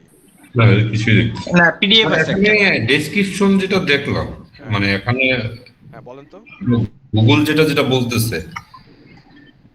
যেটা বলতেছে, সেটা হচ্ছে যে কোম্পানিজ লোন অফিস যারা হচ্ছে যে ধরেন খুব বেশি পরিমাণ লোন লাগে, হ্যাঁ, স্পেশালি হচ্ছে যে এই জিনিসটা আসছে হচ্ছে যে আপনার রিচার্জ, যেমন এক্সাম্পল দিচ্ছে Karnaphuli, paper mill, square textile, তো ওদেরকে দিছে, ওরা হচ্ছে যে টেকিং আন্ডার দ্য বিএমআরই প্রজেক্টের আন্ডারে হচ্ছে তাদেরকে লোনটা দেওয়া হয়েছে। যেটা পারপাসটা হচ্ছে to update the old factories, improve efficiency, increase production and boost competitiveness. তো দ্যাট মিনস ধরেন আমার অলরেডি কোনো একটা ফ্যাক্টরি বা কোনো কিছু আছে, ওটার এগেইনস্ট হয়তো আমার একটা রুম ছিল, বাট আবার এটাকে আপডেট করার জন্য অথবা এটাকে ইফিসিয়েন্সি ইমপ্রুভমেন্ট করার জন্য, প্রোডাকশন ইনক্রিজের জন্য ধরেন আমার কিছু আরো বিল্ডিং ইনফ্রাস্ট্রাকচার মেশিনারিজ আমার করতে হবে। সো ওইগুলোর আন্ডারে যেটা দিচ্ছে সেটাকে ওরা বলতেছে হচ্ছে আপনার আচ্ছা, ব্যালেন্সিং, মডারেশন, রিহেভিয়েশন আর এক্সপেনশন। তার মানে একটা পুরনো পুরনো প্রতিষ্ঠানের ক্ষেত্রে এই বিএমআরই সম্ভব, নতুন একটা প্রজেক্টের ক্ষেত্রে সম্ভব না, তাই না? এরকমই হলো। হ্যাঁ, সেটাই বোঝাচ্ছে যে আপনার এক্সিস্টিং বলে নাই, এক্সিস্টিংটাকে তাই এক্সপান্ড দেখাচ্ছে করার জন্য আপডেট। বা রিনোভেশন করার জন্য লোন নেয়া, এ ধরনের বোঝাচ্ছে। রাইট। আচ্ছা আচ্ছা। তো সেই ক্ষেত্রে স্ট্যান্ডার্ড ব্যাংকের যদি পুরনো একজন ভালো ক্লায়েন্ট যার ব্যবসা আছে, সে এখন নতুন অটোমেটেড মেশিন লাগাতে চায়, অলরেডি 15 বছরের মেশিন পুরনো হয়ে গেছে, সেক্ষেত্রে কি সে কি ইয়ে করবে, কি প্রপোজাল করবে আপনাকে? টার্ম লোনই করবে, রেগুলার টার্ম লোনই করবে নাকি? আ- আমি বেসিক্যালি যেটা দেখি সেটা হচ্ছে এসএমই লোনটা। এসএমই লোন আচ্ছা এখানে আসলে প্রতি মানে 6 মাস পর পর সে এমনি টপ আপ করতে পারে।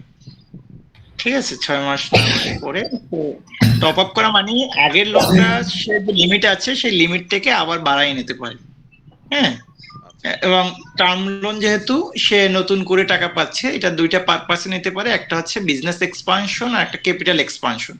অর্থাৎ সে তার ক্যাপিটাল ইকুইপমেন্টস যেগুলো আছে সেগুলো কেনার জন্য নিতে পারে, বা তার যে বিজনেসটা আছে সেটা এক্সপানশনের জন্য সে র মেটেরিয়াল বা অন্যান্য আদার্স যে জিনিসগুলো সেগুলো কেনার জন্য নিতে পারে। এই সেটা আপনার যদি কাস্টমার চায় যে তার ইনকাম অনেক বেশি, সে ডেপ্ট বার্ডেন রেশিও বেশি বেয়ার করতে পারবে, সে আগের লোনটাকে এক্সিস্টিং রেখে সে আর একটা লোন এটার সাথে নিতে পারে। আচ্ছা, বুঝেছি। হ্যাঁ, আ- এডিশনাল আকার। আচ্ছা ঠিক আছে মাহমুদ ভাই, আপনি রেগুলার ইয়েতে কন্টিনিউ করেন অথবা নতুন টপিকে চলে যান। আচ্ছা, নতুন টপিক বলতে এখানে জাস্ট আমরা একটু শর্টলি একটু জেনে নেই। যেমন ডিমান্ড লোন যেটা বলতেছে, এক্সাম্পল দিচ্ছে post import financing, payment against document and foreign bill purchase. So এটা মনে হয় মিজান ভাই একটু বলছিল, তারপরে একটা লাইন একটু বলে দেন মিজান ভাই। আমরা ডিমান্ড সিসি লোনটা লোন তো আপনার ওই যে ইনস্ট্যান্ট, অর্থাৎ আপনি এখন দিয়েছেন, আপনার ব্যাংকের যখনই আবার চাহিদা হবে আবার ব্যাংক ইয়ে করবে, আবার কাস্টমারেরও মানে কাস্টমার একটা ওডি সিস্টেমে লোন নিল, যখনই তার প্রয়োজন হবে তখনই সেই লোনটা নিবে।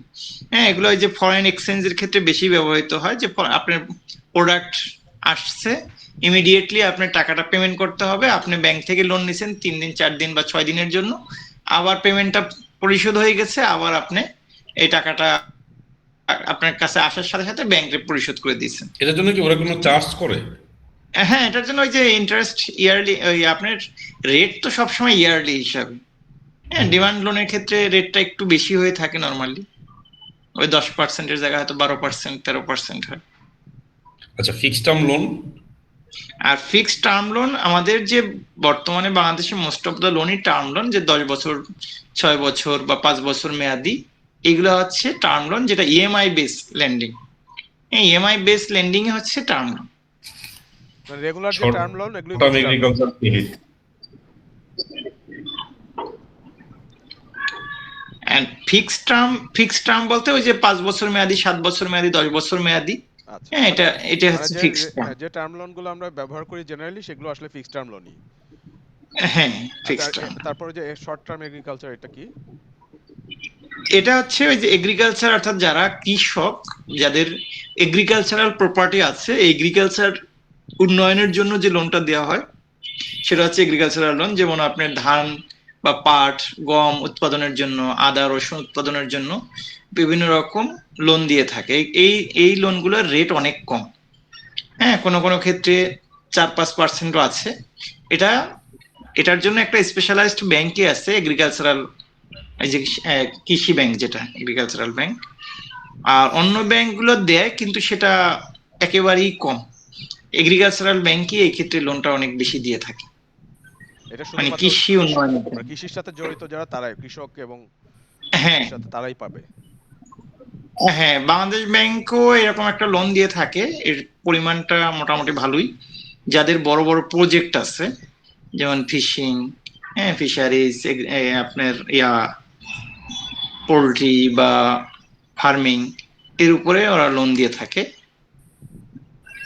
এই- আচ্ছা, এটার রেট অনেক কম।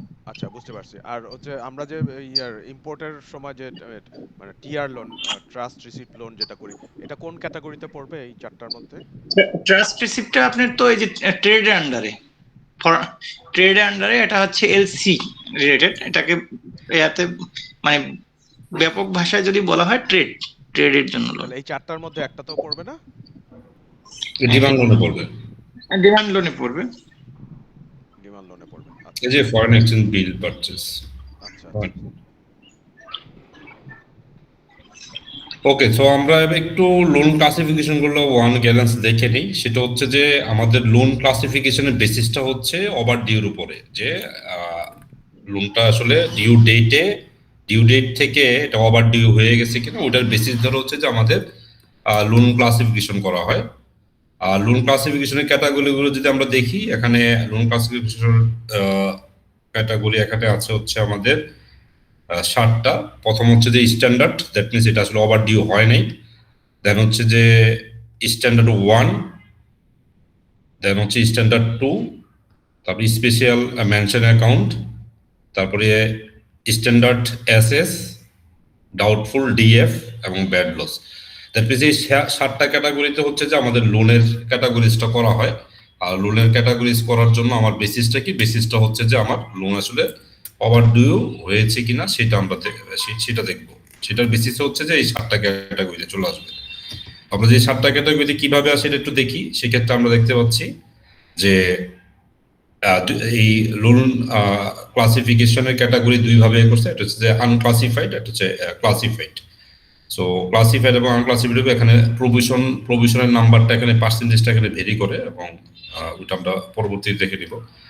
তো আমরা যদি দেখি, স্ট্যান্ডার্ড 0 মানে হচ্ছে নো পাস ডিউ বা ওভার ডিউ। এটা এই লোন এখন হচ্ছে যে ওভার ডিউ হয় নাই, সেটা আমরা বলতেছি স্ট্যান্ডার্ড 0। দেন যেটা হচ্ছে যে একদিন থেকে 1 মাসের কম, সেটাকে স্ট্যান্ডার্ড 1-এ চলে আসতেছে। যেটা হচ্ছে 1 মাস থেকে হচ্ছে যে 2 মাসের কম, সেটা হচ্ছে যে আমার স্ট্যান্ডার্ড 2-তে আসতেছে। এবং যেটা হচ্ছে 2 মাস থেকে 3 মাস, তো সেই ক্ষেত্রে এটা হয়ে যাচ্ছে আমার স্পেশাল মেনশন অ্যাকাউন্ট। সো একটু জাস্ট মনে রাখার জন্য আমরা যদি এইভাবে চিন্তা করি যে প্রথম যে 4টা, সেই প্রথম 4টা হচ্ছে আনক্লাসিফাইড, এবং আনক্লাসিফাইড এর ভিতরে প্রথমটাতে আসলে ডিউ হয় নাই অবজেক্টিভ ক্রাইটেরিয়া অনুযায়ী। এখন জাজমেন্টাল ক্রাইটেরিয়া হলে ওটা পরে দেখা যাবে। তো অবজেক্টিভ ক্রাইটেরিয়া যেটা আছে সেই ক্রাইটেরিয়া অনুযায়ী আমার এটা ডিউ হয় নাই। তো এটা হচ্ছে আমার স্ট্যান্ডার্ড 0। সেক্ষেত্রে আসলে প্রভিশনও আইডিয়ালি 1, আচ্ছা প্রভিশন দেখে নিব। দেন স্ট্যান্ডার্ড 1টা হচ্ছে যে আমরা মনে রাখার জন্য বলি। তারপরে আমার স্ল্যাবটা শুরু হয় 1 দিন থেকে 1 মাস। তো প্রত্যেকটা 1 মাস থেকে শুরু হয় প্রথম আনক্লাসিফাইড লোনে। সো 1 দিন থেকে হচ্ছে যে 1 মাস। পরের স্ল্যাবে যখন আমরা যাবে তখন 1 মান্থ থেকে হচ্ছে যে আমার আবার 1 মাস আমি যদি যোগ করি তাহলে 2 মাস হবে। আবার তারপরের স্ল্যাবে যদি যাই, 2 এর সাথে যদি আমি 1 যোগ করি 3 হবে। দেন আমি ক্লাসিফাইড যেটাকে বলতেছি, ক্লাসিফাইড এর মধ্যে কি আসতেছে, এসএস, ডিএফএফ এবং বিএল। এসএস মানে হচ্ছে সাব স্ট্যান্ডার্ড, ডিএফ মানে ডিফল্ট নাকি ডাউটফুল ডেট, আর এটা হচ্ছে বিএল মানে হচ্ছে ব্যাড লস। তো ওটা যদি আমরা দেখি সেই ক্ষেত্রে আমরা যেটা দেখতে পাচ্ছি এটা স্টার্ট আবার সেম 1 মাস থেকে এবার ডিউরেশনটা আসলে 3 মাস হয়ে গেছে। যে আচ্ছা এখানে যেগুলো আছে কিন্তু লেস দেন অর ইকুয়াল হবে, এটা যেহেতু আমি ফর্মুলা বসাতে পারি নাই দ্যাটস ওয়াই এইভাবে লেখা। এসএস হচ্ছে যে greater than or equal 3 months but less than 6 month, সেটা আমার এসএস এ আসবে। যেটা হচ্ছে greater than or equal 6 month but less than 12 month, সেটা হচ্ছে আমার ডাউটফুলে আসবে। অ্যান্ড ডাউটফুলে আসবে। এবং ব্যাড লসে আসবে হচ্ছে যে আমার ইকুয়াল টু 12 মান্থ অথবা বেশি, 12 মান্থের বেশি, সেক্ষেত্রে আমার এটা এবার চলে আসবে, বিএলএ চলে আসবে। এবার হচ্ছে যে আমাদের কিছু জাজমেন্টাল কিছু জিনিস আছে, সেই জাজমেন্টাল বেসিস ধরেও হচ্ছে যে এখানে এটাকে লোন ক্লাসিফিকেশন করতে হয়। তো ওটা যদি আমরা দেখি যে স্পেশাল মেনশন অ্যাকাউন্ট, তো ডিফিসিয়েন্সিস অফ অব্লিগেটেড ইজ রিপ্রেজেন্টেড বিলো, যে আমি এটাকে হচ্ছে যে কখন স্পেশাল মেনশন অ্যাকাউন্টে আমি নিয়ে যাব, সেটার জন্য হচ্ছে যে জিনিসটা যে occasionally overdrawn within the past year, যদি কোনো সময় যদি তার পাস্ট কোনো ইয়ারের ভিতরে যদি সে অকেশনালি হলেও কোনো ইনস্ট্রুমেন্ট মিস করে থাকে বিলো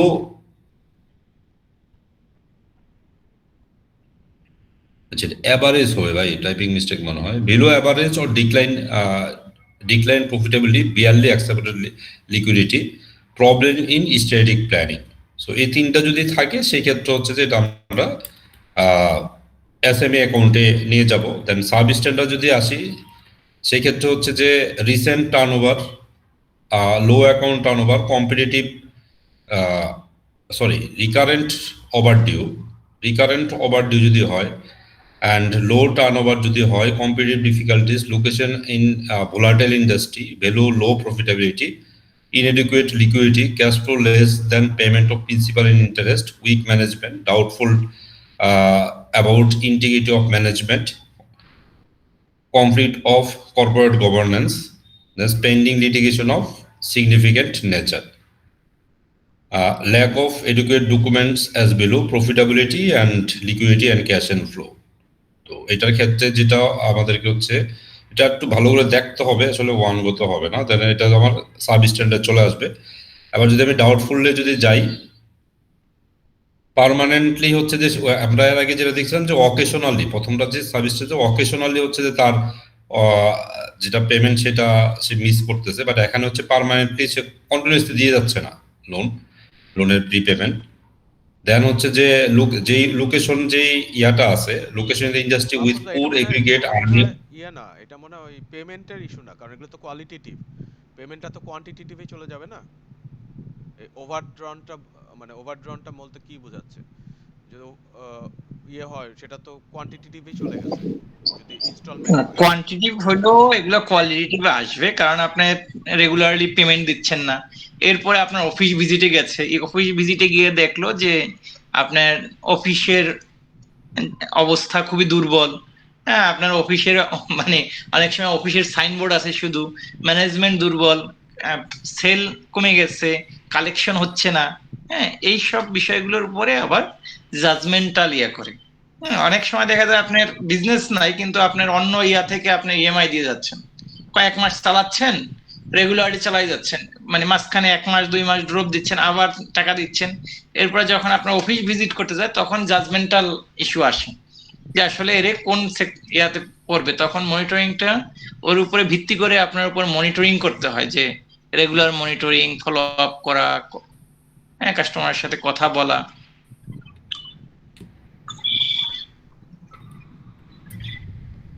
অর্থাৎ এই জাজমেন্টাল কলগুলো বেশি তখনই আসে যখনই কোনো কাস্টমার ওই কোয়ান্টিটিভ অবস্থা খারাপ হয়, অর্থাৎ একটা কিস্তি মিস করতেছে, 2টা কিস্তি মিস করতেছে, তখনই এই জাজমেন্টার দিকে চলে যায় মানে ব্যাংকগুলা, যে কেন এগুলো হচ্ছে।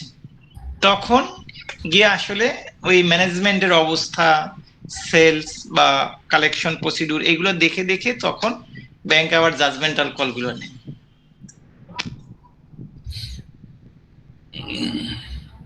এখানে একটু মিজান ভাই, এখানে আমার কাছে যেটা প্রবলেমেটিক মানে মনে হয় এই সবগুলোর সাথে ডিস্টিংগুইশড করা একটু ধরেন আমার কাছে ইয়া মনে হচ্ছে। বাট এই প্রথমটা ধরেন যে বোঝা যাচ্ছে যে প্রথমটা আমার 3টা ইন্ডিকেটরকে আমাকে বলতেছে যে স্ট্যাটিক প্ল্যানিং, তার ডিক্লাইন প্রফিটেবিলিটি ডিক্লাইন করতেছে এবং অকেশনালি ধরেন ফার্স্ট ইয়ার সেটা করছে, এই তিনটা সাব স্ট্যান্ডার্ড এবং bad bad bad doubtful debit দিকে এগুলা যেহেতু জাজমেন্টাল, আপনার 3টে 6টা আসলে কিছু না। ব্যাপারটা হচ্ছে আসলে ওই মানে দেখছে যখন আপনার ব্যাড অ্যান্ড লস হয়ে যায় তখন তো আসলে তার সবকিছুই আপনার নেই একেবারে, তার বিজনেস নাই, তার কোলেটারাল বোর হয়ে গেছে, বিজনেস শাটডাউন, স্টাফ নাই, সে দেশ থেকে পালিয়ে গেছে, এরকম অবস্থা। অর্থাৎ আপনি মানে এই সেগমেন্ট অনুসারে এখানে কিছু কিছু পয়েন্ট লিখছে যেটা আসলে প্র্যাকটিক্যালি অন্য কিছু হতে পারে, বুঝতে পারছেন? এগুলো আপনি নিজে থেকে বানাই লিখতে পারবেন। মানে আপনার যদি মনে হয় যে না ওই কোয়ালিটি মানে কোয়ান্টিটির সাথে ম্যাচ করে এখানে এক্সপ্লেনেশন গুলো দিছে, কিন্তু এগুলো পুরোটাই ম্যানেজমেন্টের ডিসিশন। বুঝতে পারছি। ঠিক আছে, তাহলে আমরা খারাপ জিনিসগুলো আসলে কখন হচ্ছে জাজমেন্টাল যাবে, এটা যদি আমরা একটু সামারি মিজান ভাই থেকে সামারি করি, যে অ্যাকচুয়ালি কোম্পানির টোটাল অবস্থাটাই খারাপ থাকবে। একটা হচ্ছে খারাপ, বেশি খারাপ, একবারেই খারাপ। সো বিষয়টা যদি আমি এইভাবে ধরি তাহলে সেটা এই সেগ্রিগেশনের ভিতরে আমরা করে নিতে পারবো। সো যেটা হচ্ছে যে খারাপ, তাহলে প্রথম খারাপটা থাকবে হচ্ছে যে এসএমএ থাকবে, একটু বেশি খারাপ সেটা এসএসএ চলে আসবে। তারপর হচ্ছে যে খুবই খারাপ, সেই ক্ষেত্রে হচ্ছে ডাউটফুলে আসবে। তো এটা আসলে খারাপ। তারপর একটা হচ্ছে খারাপের কোনো ক্লাসিফিকেশনে নাই, যে যেখানে আসলে এখানে আর কোনো কিছুই নাই, very high low technology obsolescence, তার ইন্ডাস্ট্রি, তার ফ্যাক্টরি পুরোপুরি ইয়া হয়ে গেছে। তারপরে তার লোকেশন অফ ইন্ডাস্ট্রি, যে তার ফ্যাক্টরি নাই হয়ে গেছে, গায়েব হয়ে গেছে, যেটা বলতেছিল যে অফিসই নাই, সাইনবোর্ড আছে অফিসই নাই। তারপরে অ্যাসেট বিক্রি করে হচ্ছে যে সে অপারেশনাল এক্সপেন্স মিট করতেছে, less cash flow for the production cost, say cash flow যেটা আছে প্রোডাকশন কস্টও ইয়া করতে পারতেছে না। সো এবং ওনারও হচ্ছে তাদেরকে কোনো ধরনের বিজনেসে আর কোনো সাপোর্ট দিচ্ছে না। সো এটার বেসিস ধরে হচ্ছে যে আমরা জাজমেন্টালতে চলে যেতে পারবো। অ্যান্ড এবার যদি আমরা আসি যে প্রভিশনে, তো প্রভিশনে যেটা বলতেছে সেটা হচ্ছে যে স্ট্যান্ডার্ড 0, স্ট্যান্ডার্ড 1, স্ট্যান্ডার্ড 2 জন্য হচ্ছে 1% অফ দ্য লোন আউটস্ট্যান্ডিং, এটা 1%। দ্যাট মিনস 0 থেকে 2 পর্যন্ত 1%, দেন স্পেশাল মেনশন অ্যাকাউন্ট যেটা এটা 5%, অ্যান্ড সাব স্ট্যান্ডার্ড হচ্ছে 20%, ডাউটফুল হচ্ছে 15%, এবং হচ্ছে যে আপনার যেটা একদম ব্যাড লস সেটা হচ্ছে 100%। ব্যাড লস তো 100%। স্ট্যান্ডার্ড মানে তো রেগুলার, ওইটারও আবার 3 ভাগ আছে নাকি? হ্যাঁ, এটা আপনার ওই যেটা ইএমআই যেদিন ডিউ হয় ওই দিন দিয়ে দিলে সেটা মানে স্ট্যান্ডার্ড আসলে। আর যেটা পরবর্তী 1 মাস পর্যন্ত ডিউ হয় সেটাকে বলে 30 ডিভিডি ব্যাংকের ভাষায়। হ্যাঁ, সেটাকে এখানে এসটিডি অন বলছে, অর্থাৎ 30 ডিভিডি মানে 1 মাস আপনার ওভার ডিউ হয়ে গেছে।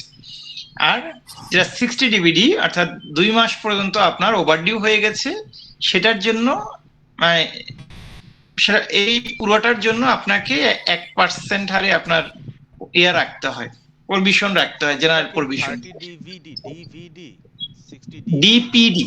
ডিপিডি। আচ্ছা আচ্ছা, হ্যাঁ, ওকে। ঠিক আছে।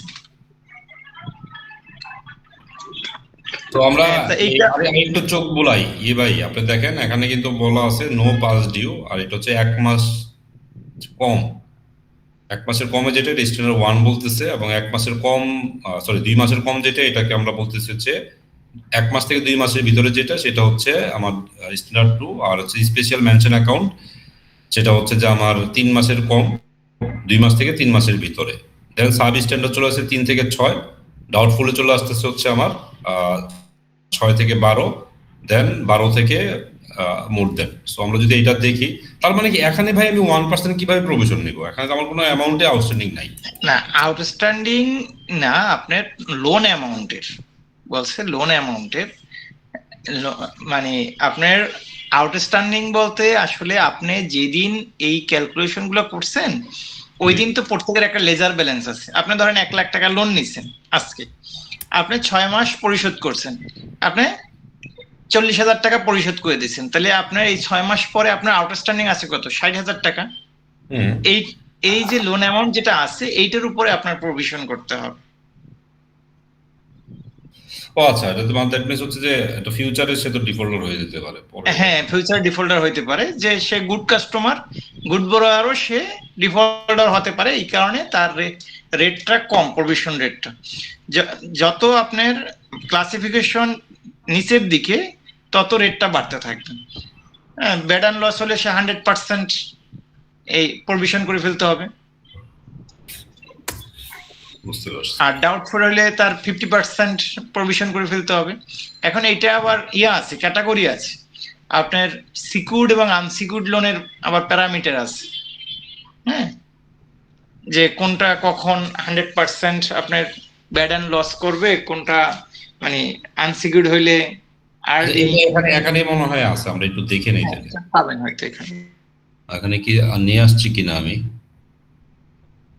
আচ্ছা, এটা মনে হয় নিয়ে আসি না। ওখানে একটা প্রভিশন ছিল যেমন কোলাটারাল হইলে এবং কখন সাসপেন্ড অ্যাকাউন্টে নিতে হবে, কোন সাসপেন্ড অ্যাকাউন্ট থেকে আমার ফাইনাল অ্যাকাউন্টে কখন যাবে, এই ধরনের একটা ইনস্ট্রাকশনও ছিল। সবগুলো তো ফার্স্টে সাসপেন্ড অ্যাকাউন্টেই যাবে প্রভিশন নাম্বার, দেন সাসপেন্ড অ্যাকাউন্ট থেকে হচ্ছে যে বা এটা কখন যায় আপনার ক্লাসিফাইড, বা এটা কখন এটা মুভ করে। এগুলো আপনার প্রভিশন তো যেটা ফাইন্যান্সিয়াল স্টেটমেন্টে দেখাইতে হয়, যখনই আপনার স্টেটমেন্ট মানে এগুলো তো ইয়ারলি রিপোর্ট হয়, যখন ফাইন্যান্সিয়াল স্টেটমেন্টে এই প্রভিশনিংটা দেখাইতে হয়। আর যেটা বাই মান্থলি রিপোর্ট হয়, সেখানে আপনার ওই প্রভিশনিং যেটা, এই প্রভিশনিং এর ওই রেটও দেখাইতে হয়, যে আপনার এত পার্সেন্ট আমরা প্রভিশনিং করে রাখছি, কিন্তু অ্যাকচুয়ালি ঘটনা ঘটতেও পারে, নাও ঘটতে পারে ফিউচারে। কারণ আপনার অ্যালাউন্স ফর ডাউটফুল অ্যাকাউন্ট যেটা, সেটা হচ্ছে আপনার আসলে প্রিডিক্ট করে করা হয়। এখানে গুড বরোয়ারের উপরে 1% করা হয়, এটা বাংলাদেশ ব্যাংকের একটা গাইডলাইন। যেহেতু আপনার গুড বরোয়ারের উপরে করবেন, আপনার যত কাস্টমার আছে সমস্ত কাস্টমারের উপরেই আপনার একটা পার্সেন্টেজ ধরতে হয়, যে এই ফিউচারে ডিফল্ট হতেই পারে। এই কারণে আগে থেকেই প্রভিশনিংটা নেওয়া হয়, যাতে অ্যাকচুয়াল লসটা কমে যায় ওই সময় গিয়ে, যখন লোন পিরিয়ড শেষ হয়। এই কারণে আগে থেকেই প্রভিশনিং করে রাখে, যে অ্যাকচুয়ালি ব্যাংক একটা সময় গিয়ে আপনার যাতে লসটা হিট না করতে হয়। বুঝতে পারছি। যে এখানে কিন্তু বলছে finalisation of the CL preliminary bank R required to assess and classify loan on the basis of the both objective criteria and quantitative judgment. Final classification will be the worst one, classified loans and advance. Assess DFPL on the basis of both criteria will be treated as non-performing loan. However, the loan shall be treated default loan of the purpose of section Bank Act. If the loan classified either Bank or Bangladesh Bank on the basis of the objective criteria, it can be moved to more favorable classification category depending on the payment of his past due or overdue amount. That means it's a পরবর্তীতে এটা আবার আপনি রিক্লাসিফিকেশন করতে পারবেন, মানে time to time এটা রিক্লাসিফিকেশন হবে আর কি, অ্যাক্রুয়াল হবে টাইম। হ্যাঁ, টাইম টু টাইম মনিটরিং হচ্ছে এবং আপনার স্ট্রাকচার চেঞ্জ হয়ে যাবে।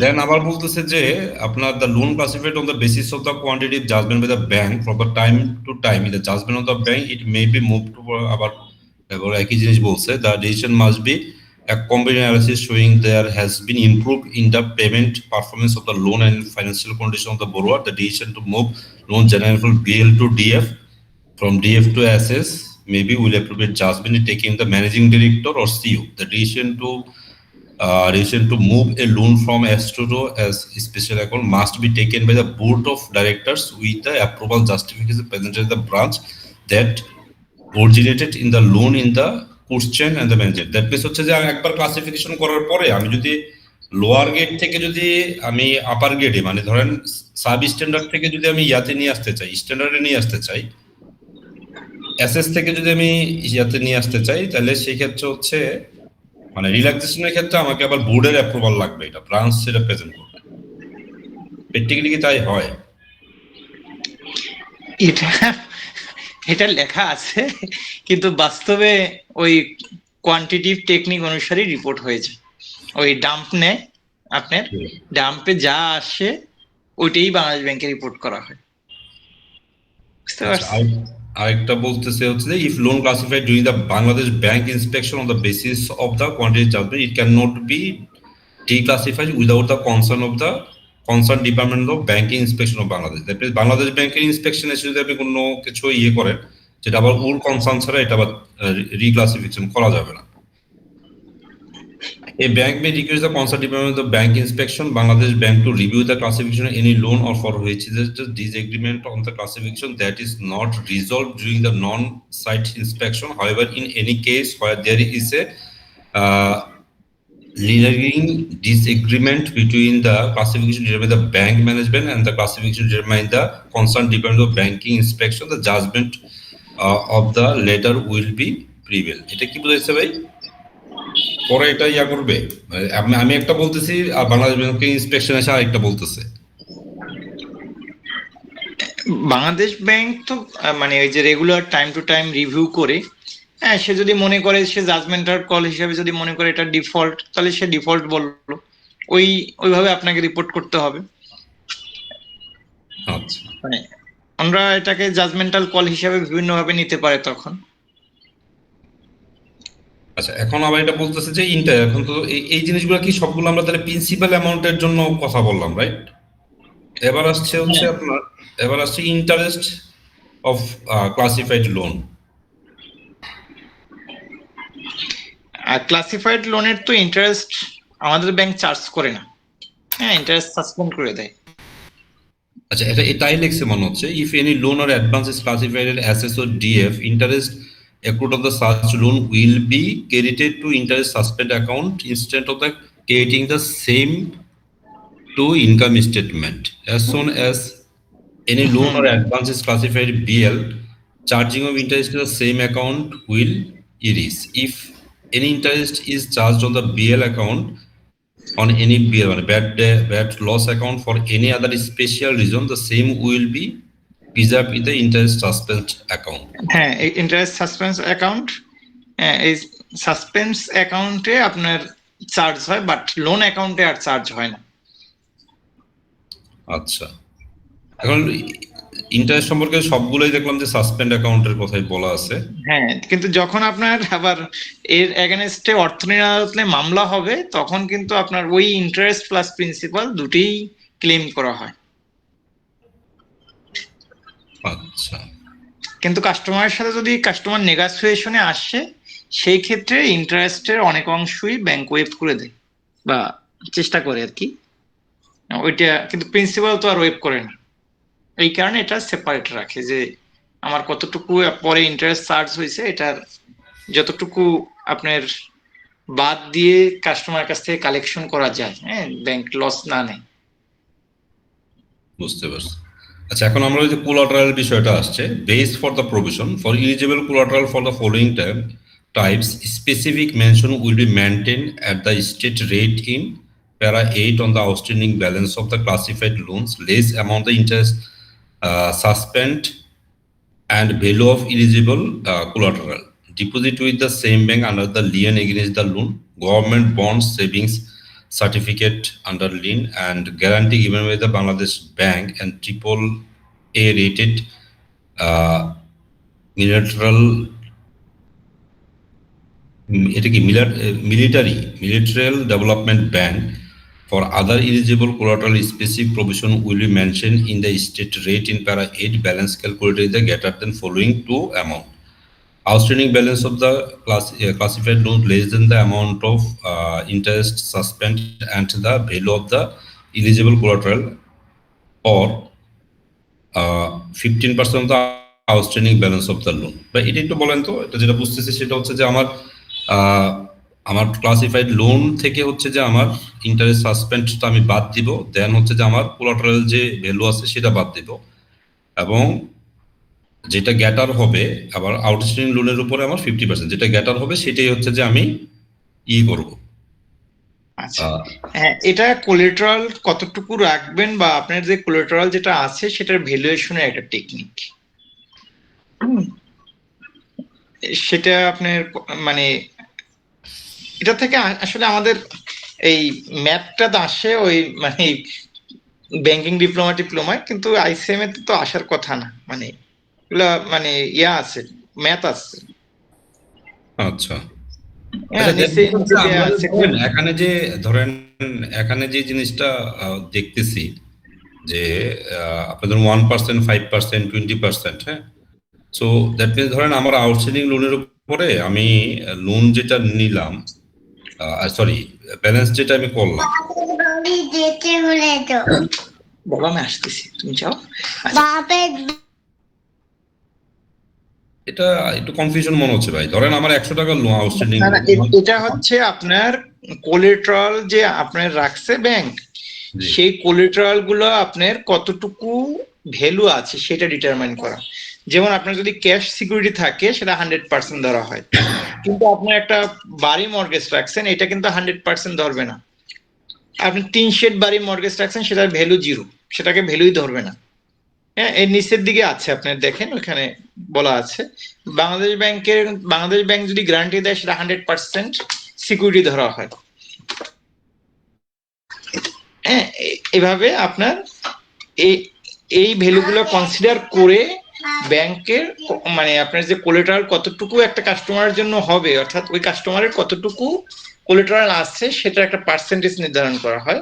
সেটা তার মানে লোনের আউটস্ট্যান্ডিং এর উপরে হইতে পারে, আর মানে প্রিন্সিপাল ব্যালেন্স যেটা আছে এটার উপর একটা ক্রাইটেরিয়া আছে 15% টোটাল ওয়েটেড, অর্থাৎ ব্যাংকের টোটাল যে weighted average risk base lending আছে সেটার 15%, এরকম কিছু ক্রাইটেরিয়া আছে। আর কি এটা কি তাহলে স্পেসিফিক ব্যালেন্সের উপরে না, এন্টায়ার ব্যাংকের আউটস্ট্যান্ডিং লোন ব্যালেন্সের উপরে হবে? হ্যাঁ, আপনার লোন ব্যালেন্সের উপরে ক্রাইটেরিয়া আছে যে আপনি ধরেন ইন্ডিভিজুয়াল ব্যক্তি, সে আপনাকে কিছু সিকিউরিটি দিল, সেই সিকিউরিটিটা আপনার হতে পারে ধরেন একটা যদি মর্গেজ মানে প্রপার্টি মর্গেজ দেয়, সেটা কিন্তু আপনার 50% ধরতে হবে ওই প্রপার্টি ভ্যালুর। রাইট। আপনি যদি হ্যাঁ, আপনি যদি স্টক দেয়, অর্থাৎ স্টক বলতে এখানে ইকুইটি সিকিউরিটি বুঝাচ্ছি, যদি সিকিউরিটি দেয় তাহলে সিকিউরিটির মার্কেট ভ্যালু যেটা আছে এটার 50% কাউন্ট করে। আপনি যদি ক্যাশ সিকিউরিটি দেয়, ক্যাশ সিকিউরিটি 100% কাউন্ট করবে। আপনি যদি বাংলাদেশ ব্যাংকে কোনো গ্যারান্টি দেয়, সেই গ্যারান্টি 100% আপনি কাউন্ট করবেন। আপনি যদি কোনো বাংলাদেশ ব্যাংকের সিকিউরিটি বা সঞ্চয়পত্র অথবা গোল্ড এগুলো রাখা হয়, এগুলো 100% সিকিউরিটি হিসেবে কাউন্ট করে। আর সিকিউরিটির ভ্যালু কত হবে সেটার একটা মেজারমেন্টের ক্রাইটেরিয়া এটা। আচ্ছা,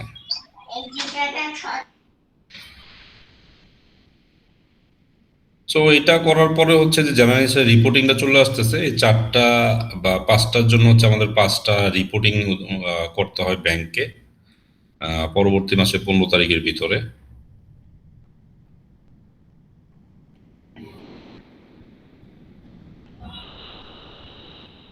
সো এই তো,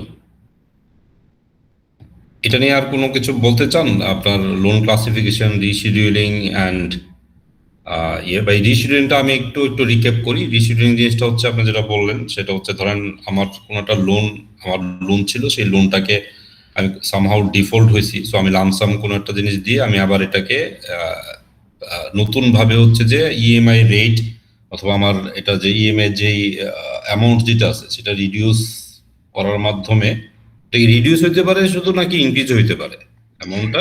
না, ইএমআই সাইজ আপনি নরমালি তো আপনার রিডিউসই করে, কারণ সে তো টাকা দিতে পারছে না দেখেই তো ডিফল্টার হয়েছে।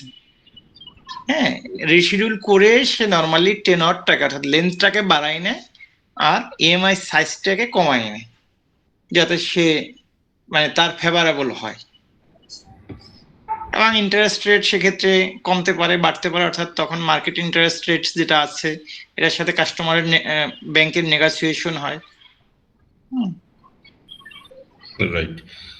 সো দেন আমরা যদি লোনের ক্লাসিফিকেশনে যদি যাই, তাহলে লোন আসলে আমরা দেখতে পাচ্ছি 4টা লোন। একটা হচ্ছে সিসি লোন, একটা হচ্ছে ডিমান্ড লোন, একটা হচ্ছে ফিক্সড টার্ম লোন, একটা হচ্ছে short term agriculture credit loan. As per আমাদের সিলেবাস অনুযায়ী এটা, এর বাদ বাকি আছে কিনা জানা নাই।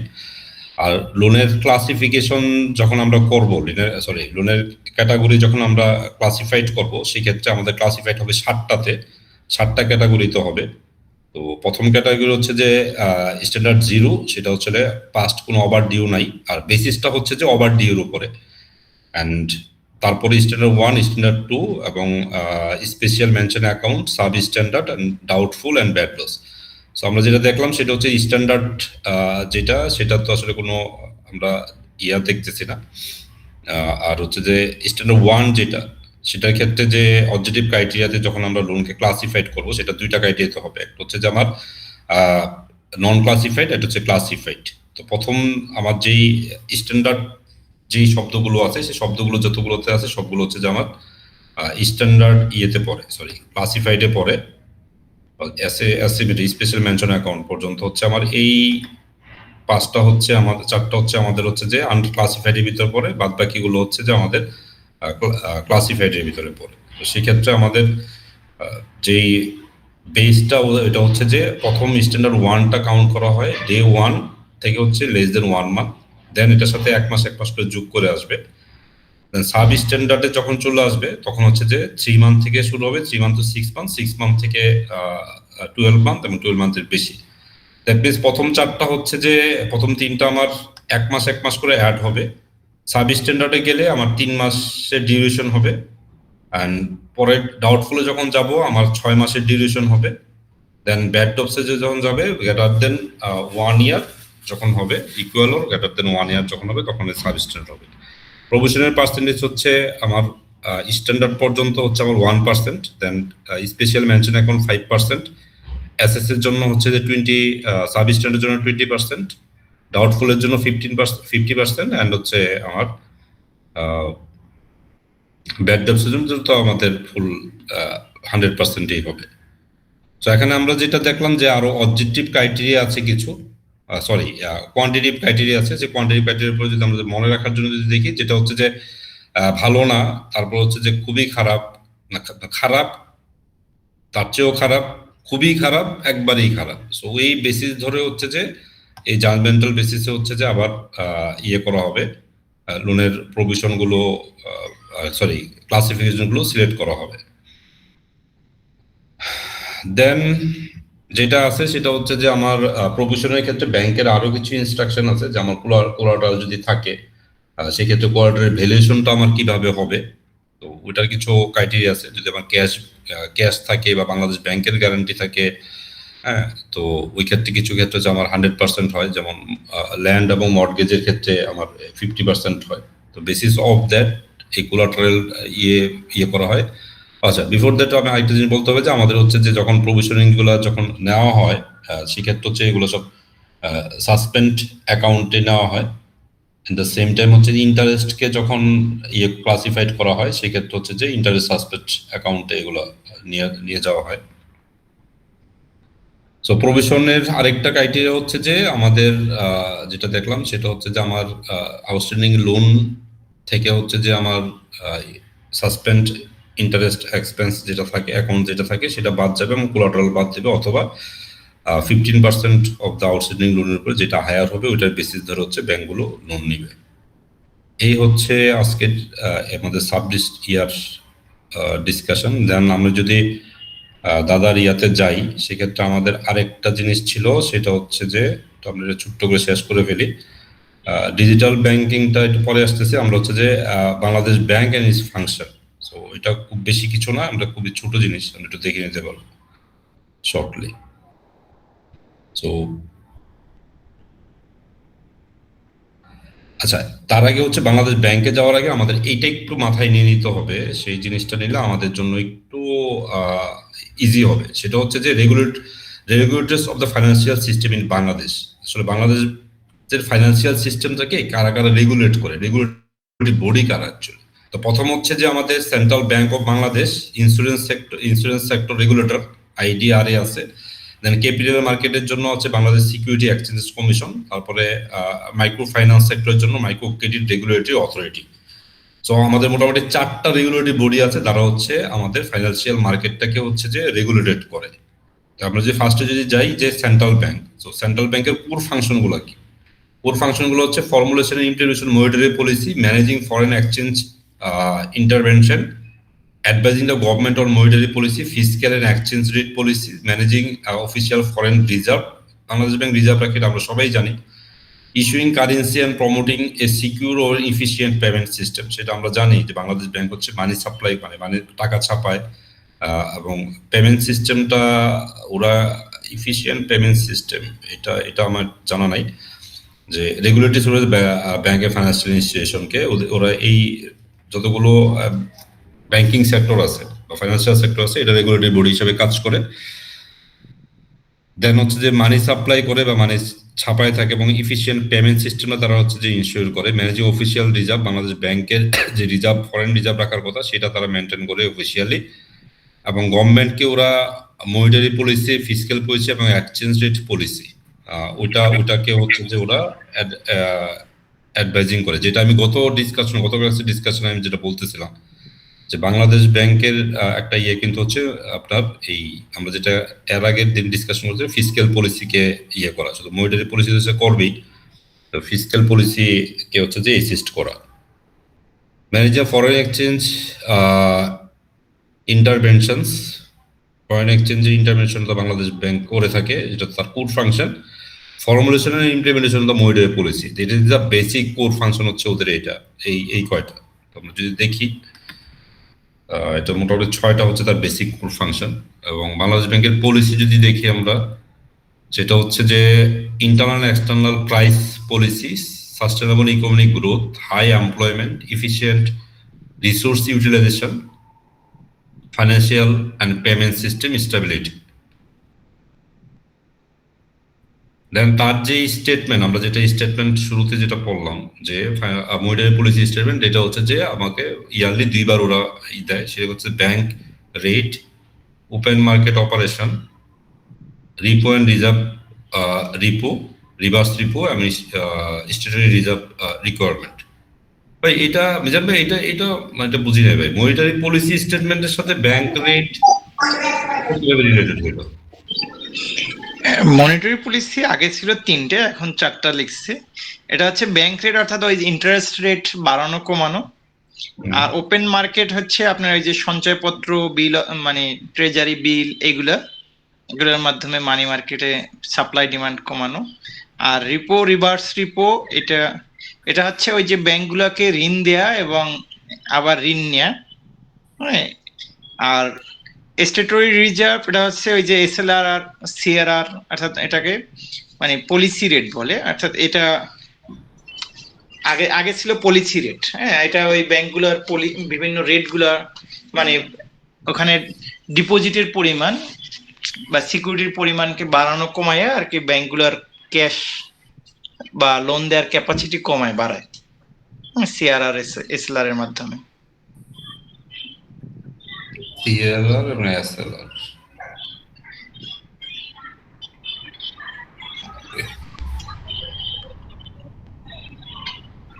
তো এটা ছিল হচ্ছে যে বাংলাদেশ ব্যাংকের আমাদের সিলেবাসের কোর জিনিস আর কি।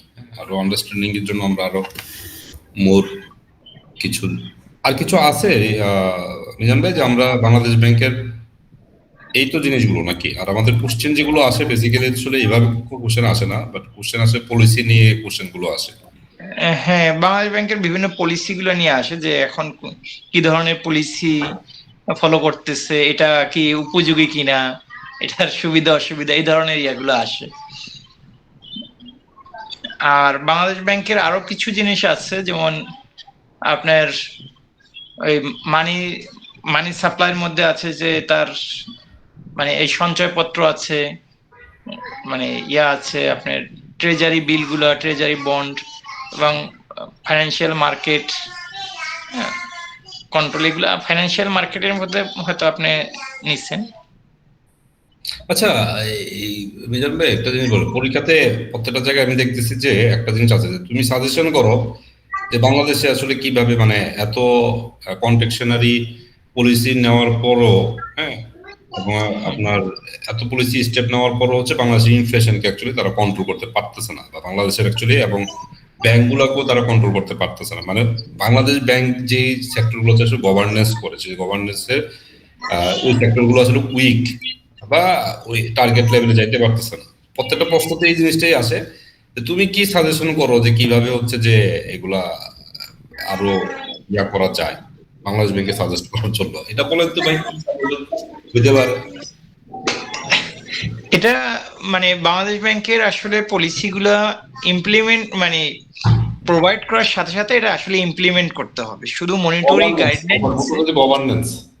হ্যাঁ হ্যাঁ, আপনি একটা 6 মাস পর পর আপনি একটা বিআরপিটি সার্কুলার দিলেন, কিন্তু এটা এক্সিকিউশন হচ্ছে কিনা আসলে এটা ফার্স্টলি আপনাকে দেখতে হবে।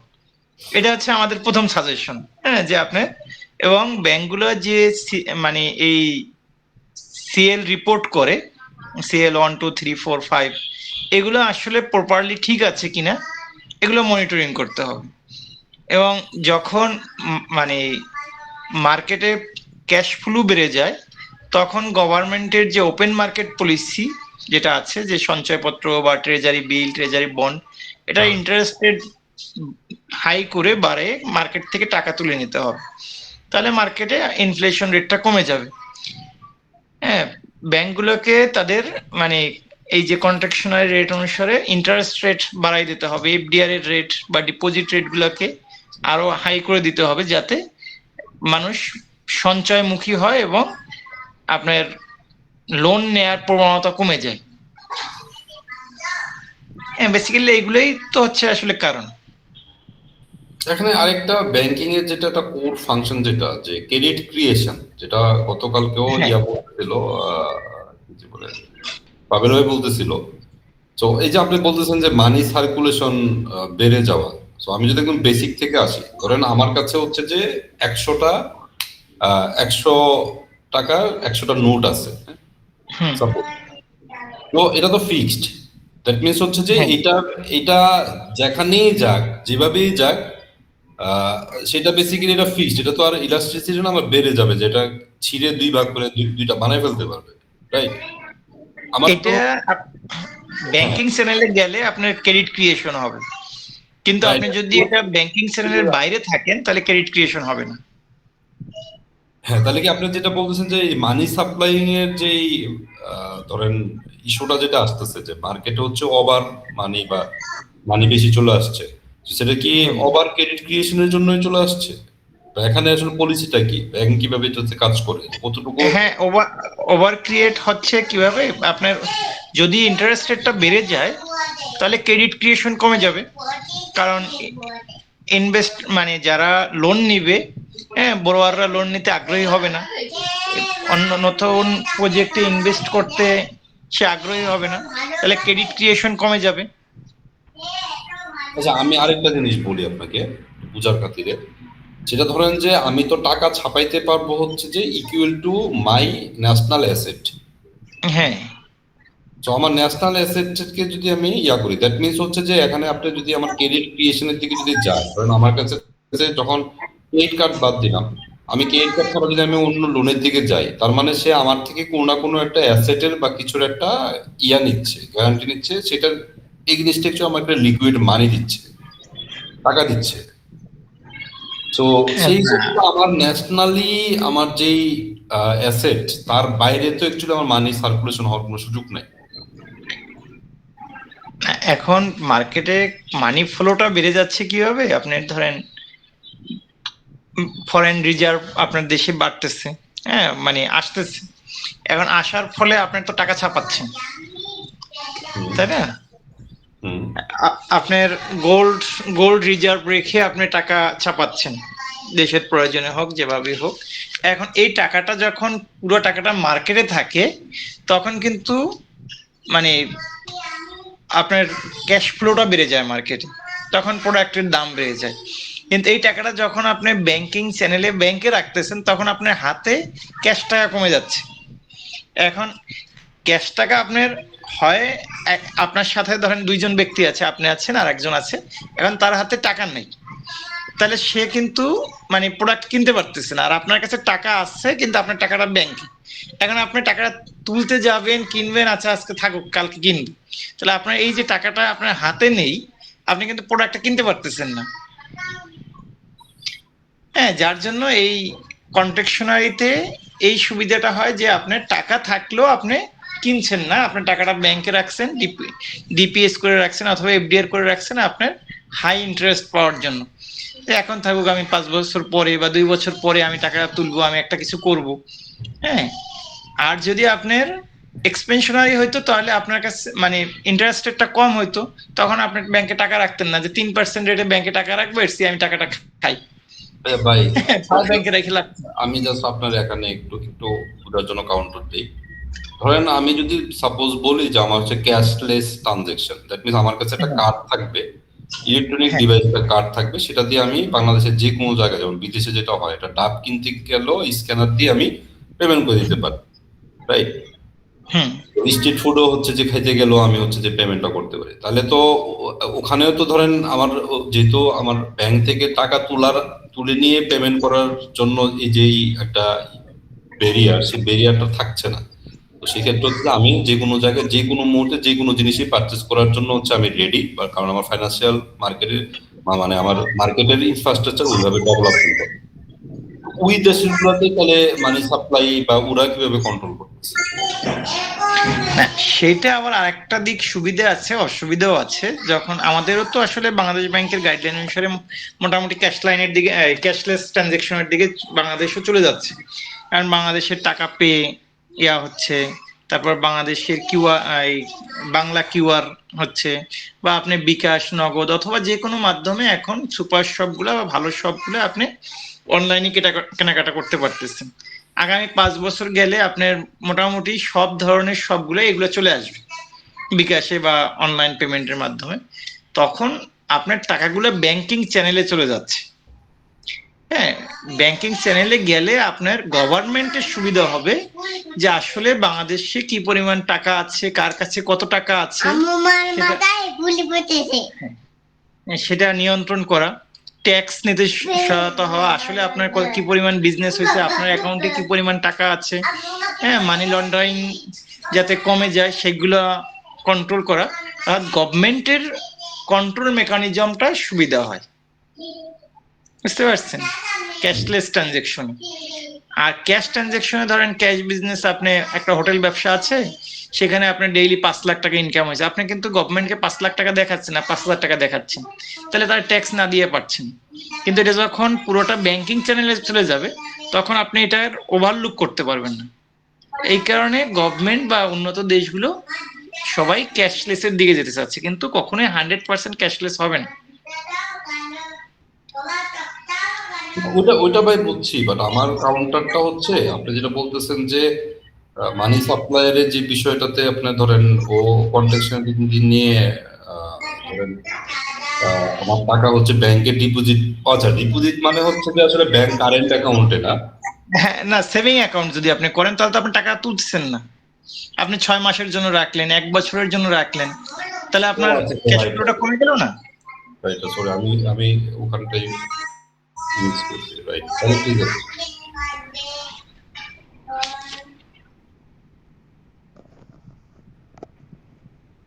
তাহলে ভাই হ্যাঁ, আপনি কিছু বলতেছেন? আছে না, আমি এই আছি এখন, কিন্তু আমি লগ আউট করতে হবে আমার, অবশ্য একটু কাজ আছে। তো মোটামুটি তো আপনি এটা বললেন, সামারিটা তো আমরা মোটামুটি আর এখন যদি একটু বাকি ছিল ডিজিটাল ব্যাংকিংটা, ডিজিটাল ব্যাংকিং যদি মিজান ভাই যদি আপনি কি আমাদের এই ইয়েটা দেখছেন? না, এই ইয়াটা দেখি নাই, বাট এই সম্পর্কে আইডিয়া আছে কি জুম ইন করে না, ছোট আসছে এটা।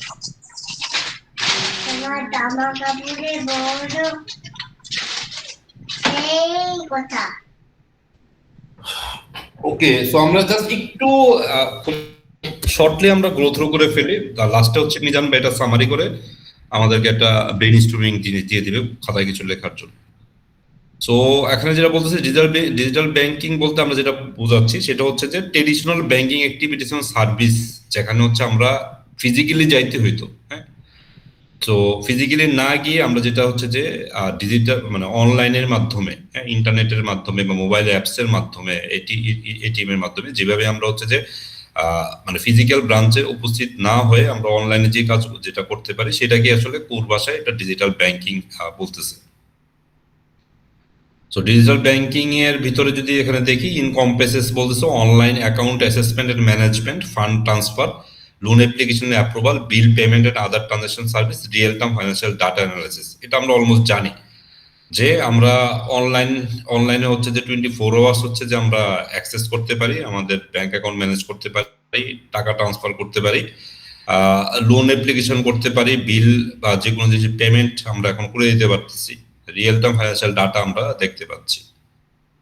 অ্যান্ড এটার ভিতরে এখন যেটা হয়েছে এপিএস আমরা জানি যে অ্যাপ্লিকেশন প্রোগ্রাম ইন্টারফেস, একটার সাথে আরেকটা যেটা ইন্টারফেস হয়েছে, স্পেশালি আমরা যেটা ব্যাংকের সাথে ধরেন আপনার নগদ অথবা বিকাশ, ওদের যে ইন্টারফেসটা ওটাকে আমরা এপিআই বলতেছি, অ্যাপ্লিকেশন প্রোগ্রামিং ইন্টারফেস।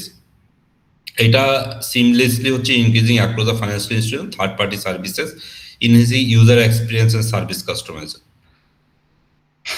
দেন হচ্ছে যে evolution of the banking in digital banking, সেটা বলতেছে যে এটা 1990 সাল থেকেই হচ্ছে যে আমাদের রয়েছে internet landing and emergence of the online banking, but in the early of the 2000s enhanced broadband connectivity and secure e-commerce system laid the groundwork for today digital banking infrastructure. That means এটা এক্সপ্লোজার হয়েছে হচ্ছে 2000 সাল থেকে, যখন হচ্ছে যে broadband যেটা আমাদের ইন্টারনেট সার্ভিস যেটা ব্রডব্যান্ড যখন আসছে, কানেক্টিভিটি যখন হয়েছে এবং সিকিউর ই কমার্স সিস্টেম যখন চলে আসে, তখন হচ্ছে যে এটা এক্সপ্রেশনটা ভালো হয়েছে।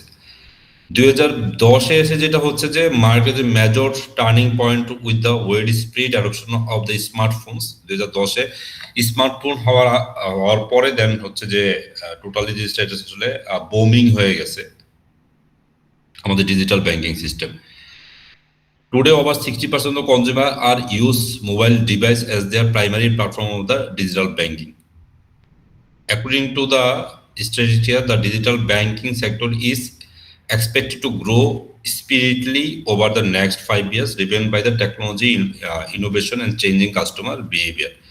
So, এটা আমাদের ড্রাইভিং গ্রোথ কোনগুলো, দ্যাট মিনস হচ্ছে যে একটা স্ট্যাটিস্টিক্স বলতেছে যেটা হচ্ছে 5 ইয়ার্স এর ভিতরে হচ্ছে যে এটার ইয়াটা হচ্ছে যে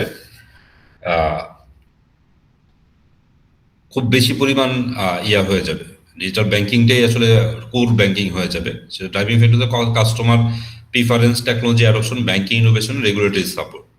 তো এই কয়টা ড্রাইভিং সেক্টর আছে যে কাস্টমাররা হচ্ছে যে এটা প্রেফার করতেছে ইজি।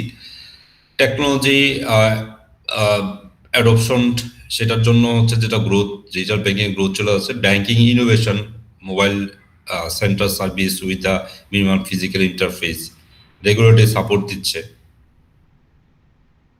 গাইডলাইন আছে জানার, বাংলাদেশ ব্যাংকের হচ্ছে কিছু ডিজিটাল গাইডলাইন আছে যে ডিজিটাল ব্যাংক গাইডলাইনের থ্রুতেই হচ্ছে যে আপনাকে ডিজিটাল ব্যাংকিং ইয়াটা আপনি প্ল্যাটফর্ম হচ্ছে ইন্ট্রোডিউস করতে পারবেন। সো সেটার ক্ষেত্রে বলতেছে যে লাইসেন্স নিতে হবে ব্যাংকিং কোম্পানি অ্যাক্ট 1991 এর আন্ডারে।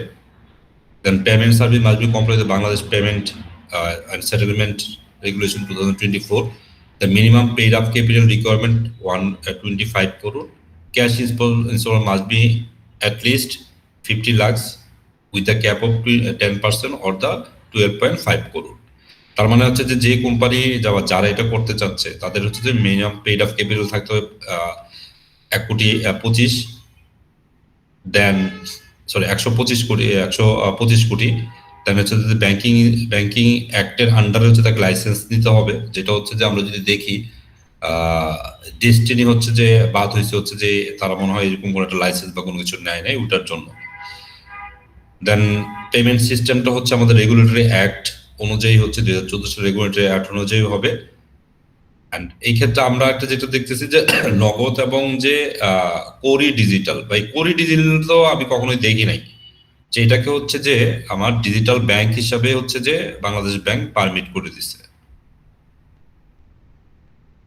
দেন কি ফিচার্স বা benefit of digital banking, 24 hours access, seamless fund transfer, এটা ভেরি প্র্যাকটিক্যাল, আমরা সবাই জানি, ওটা আমরা লিখতে পারবো মনে হয়। Seamless fund transfer and payment service, enhance security through multi-factor authorization and real-time notification, transaction tracking, integration of financial tools, digital wallet, reduce dependency on the physical branches.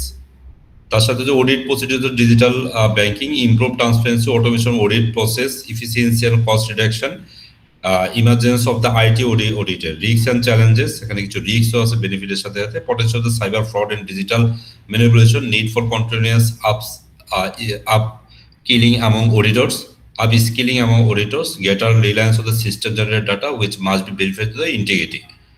Benefit key, flexible in spirit, operational efficiency, consumer confidence, data driven insights, তারপরে into operationality, backward গুলো হচ্ছে যে cyber security risk, privacy concern, system risk, digital device. So এটা যদি আমরা দেখি তাহলে হচ্ছে যে বিষয়টা হচ্ছে যে আমাদের এখানে বেনিফিট গুলো এখানে যদি দেখি, এখানে বেনিফিটের সাথে এখানে বেনিফিট, এখানে হচ্ছে বৈশিষ্ট্য, যেটা আসলে ডিজিটাল ব্যাংকিং এর বৈশিষ্ট্য কি, বৈশিষ্ট্যগুলোকে আমরা যদি একটু কনভার্ট করি তাহলে সেই ক্ষেত্রে হচ্ছে যে এটা বেনিফিট গুলো চলে আসবে। দেন ড্রব্যাক গুলো তো আমরা জানি, ইন্টারনেট ইউজের ড্রব্যাক বা ইন্টারনেটে ডিজিটালের যে ড্রব্যাকটা এটা আমরা সবাই জানি, সেটা হচ্ছে সাইবার সিকিউরিটিটা হচ্ছে বড় হাইক হয়ে যাওয়া, এটা প্রাইভেসি কনসার্ন থাকে, সিস্টেমেটিক রিস্ক, যে ডাউন ব্যাংক সার্ভার যদি ডাউন হয়ে যায় তাহলে এটা আপনার একটা রিস্কে পড়ে যাবেন। Digital divide, limited access the unfair technology without the limited internet, user responsibility, land required password, hygiene or ফেলার টু অ্যাক্সেস দ্য, এটা ওটা ডিজিটালে নিয়ে আসছে। তো এই ছিল হচ্ছে যে ডিজিটাল ব্যাংকিং সম্পর্কে আসলে আমাদের স্টাডি ম্যাটেরিয়ালে। সো বিজান ভাই আপনি একটু সামারি করে একটু শেষ করে দেন।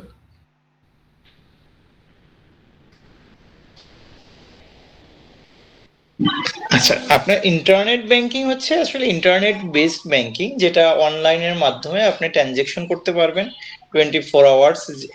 মোবাইল অ্যাপস এর মাধ্যমে হতে পারে, সেটা ওয়েবের মাধ্যমে হতে পারে।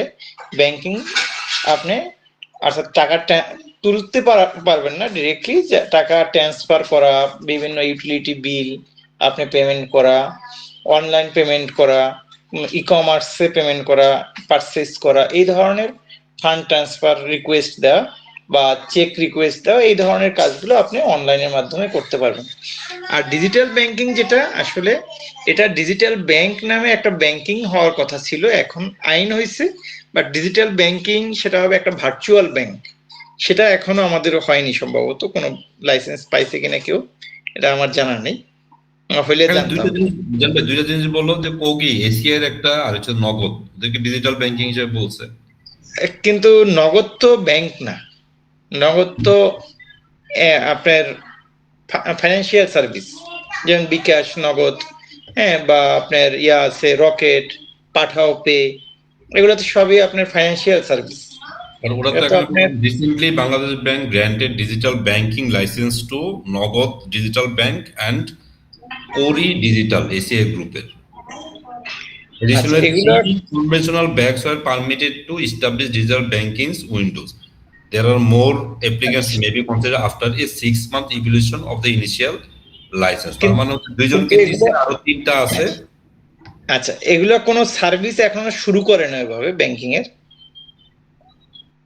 কারণ এখানে আপনার ডিজিটালি অ্যাকাউন্ট ওপেন করা বা ডিজিটাল ব্যাংকিং, ভার্চুয়াল ব্যাংকিং, যেটা আসলে আপনার কোনো ব্রাঞ্চ থাকবে না, আপনি টাকা জমা দিতে পারবেন, টাকা তুলতে পারবেন, যে কোনো বুথ থেকে তুলতে পারবেন, আপনার ডেবিট কার্ড বা ক্রেডিট কার্ড থাকবে, সিমলেস ব্যাংকিং থাকবে, কিন্তু এখনো ওই রকম কোনো কার্যক্রম বাংলাদেশে এখনো শুরু করে না এরা। বিকাশ বা নগদ যেটা করতেছে সেটা তো আপনার এই নন ব্যাংকিং ফাইন্যান্সিয়াল ইনস্টিটিউট হিসেবে কাজ করতেছে এখন।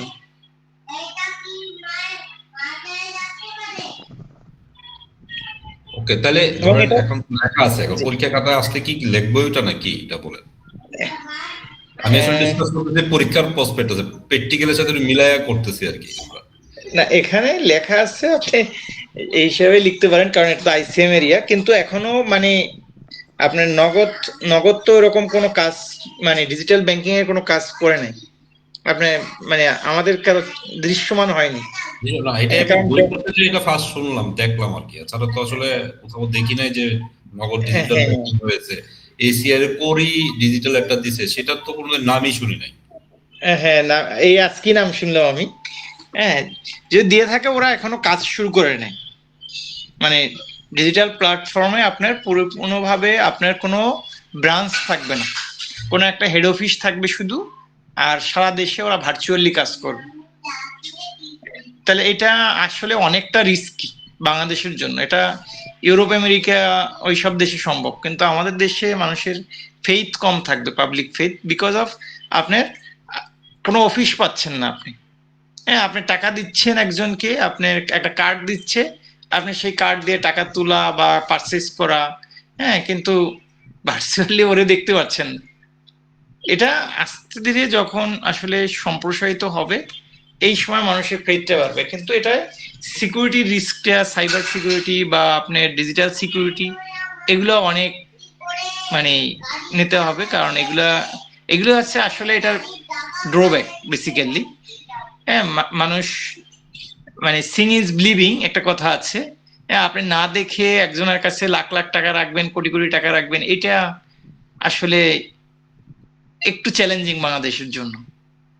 হুম, এই কারণে ডিজিটাল ব্যাংকিংটা বাংলাদেশে শুরুতেই যে খুব ভালো সফলতা অর্জন করবে এটা বলা যায় না, কারণ মানুষের বিশ্বাস অর্জন করতে হবে, সাইবার সিকিউরিটি, ডিজিটাল সিকিউরিটি যেগুলো আছে এগুলো এনহ্যান্স করতে হবে, তাহলে না এটা পারবে।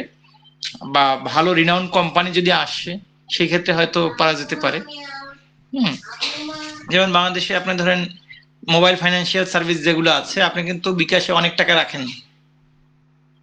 কারণ এটার সিকিউরিটি ব্যবস্থা দুর্বল, যে কেউ হ্যাক করে নিয়ে যায়।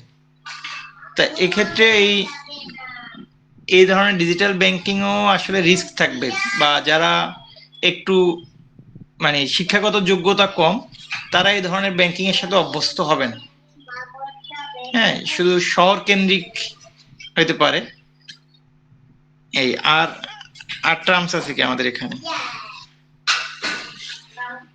আর ইসলামী ব্যাংকিং আছে নিচের দিকে আপনার এই চ্যাপ্টারে দেখলাম। ইসলামিক ব্যাংকিংটা নেক্সট দিন আলাপ করবেন না? ইসলামী ব্যাংকিং হচ্ছে আমার মনে আসলে হয় আরেকদিন আলাপ করলে ভালো হয়। আমার মনে হয় আজকে অনেক হ্যাঁ, লোড হয়ে গেছে। সো আজকে আমার মনে হয় ঠিক আছে তাহলে। ইসলামী ব্যাংক পুরোটা আরেকটু ভালোভাবে বুঝতে হবে। আচ্ছা, তাহলে আমরা আজকে এখানেই ক্লোজ করি। হ্যাঁ, ঠিক আছে।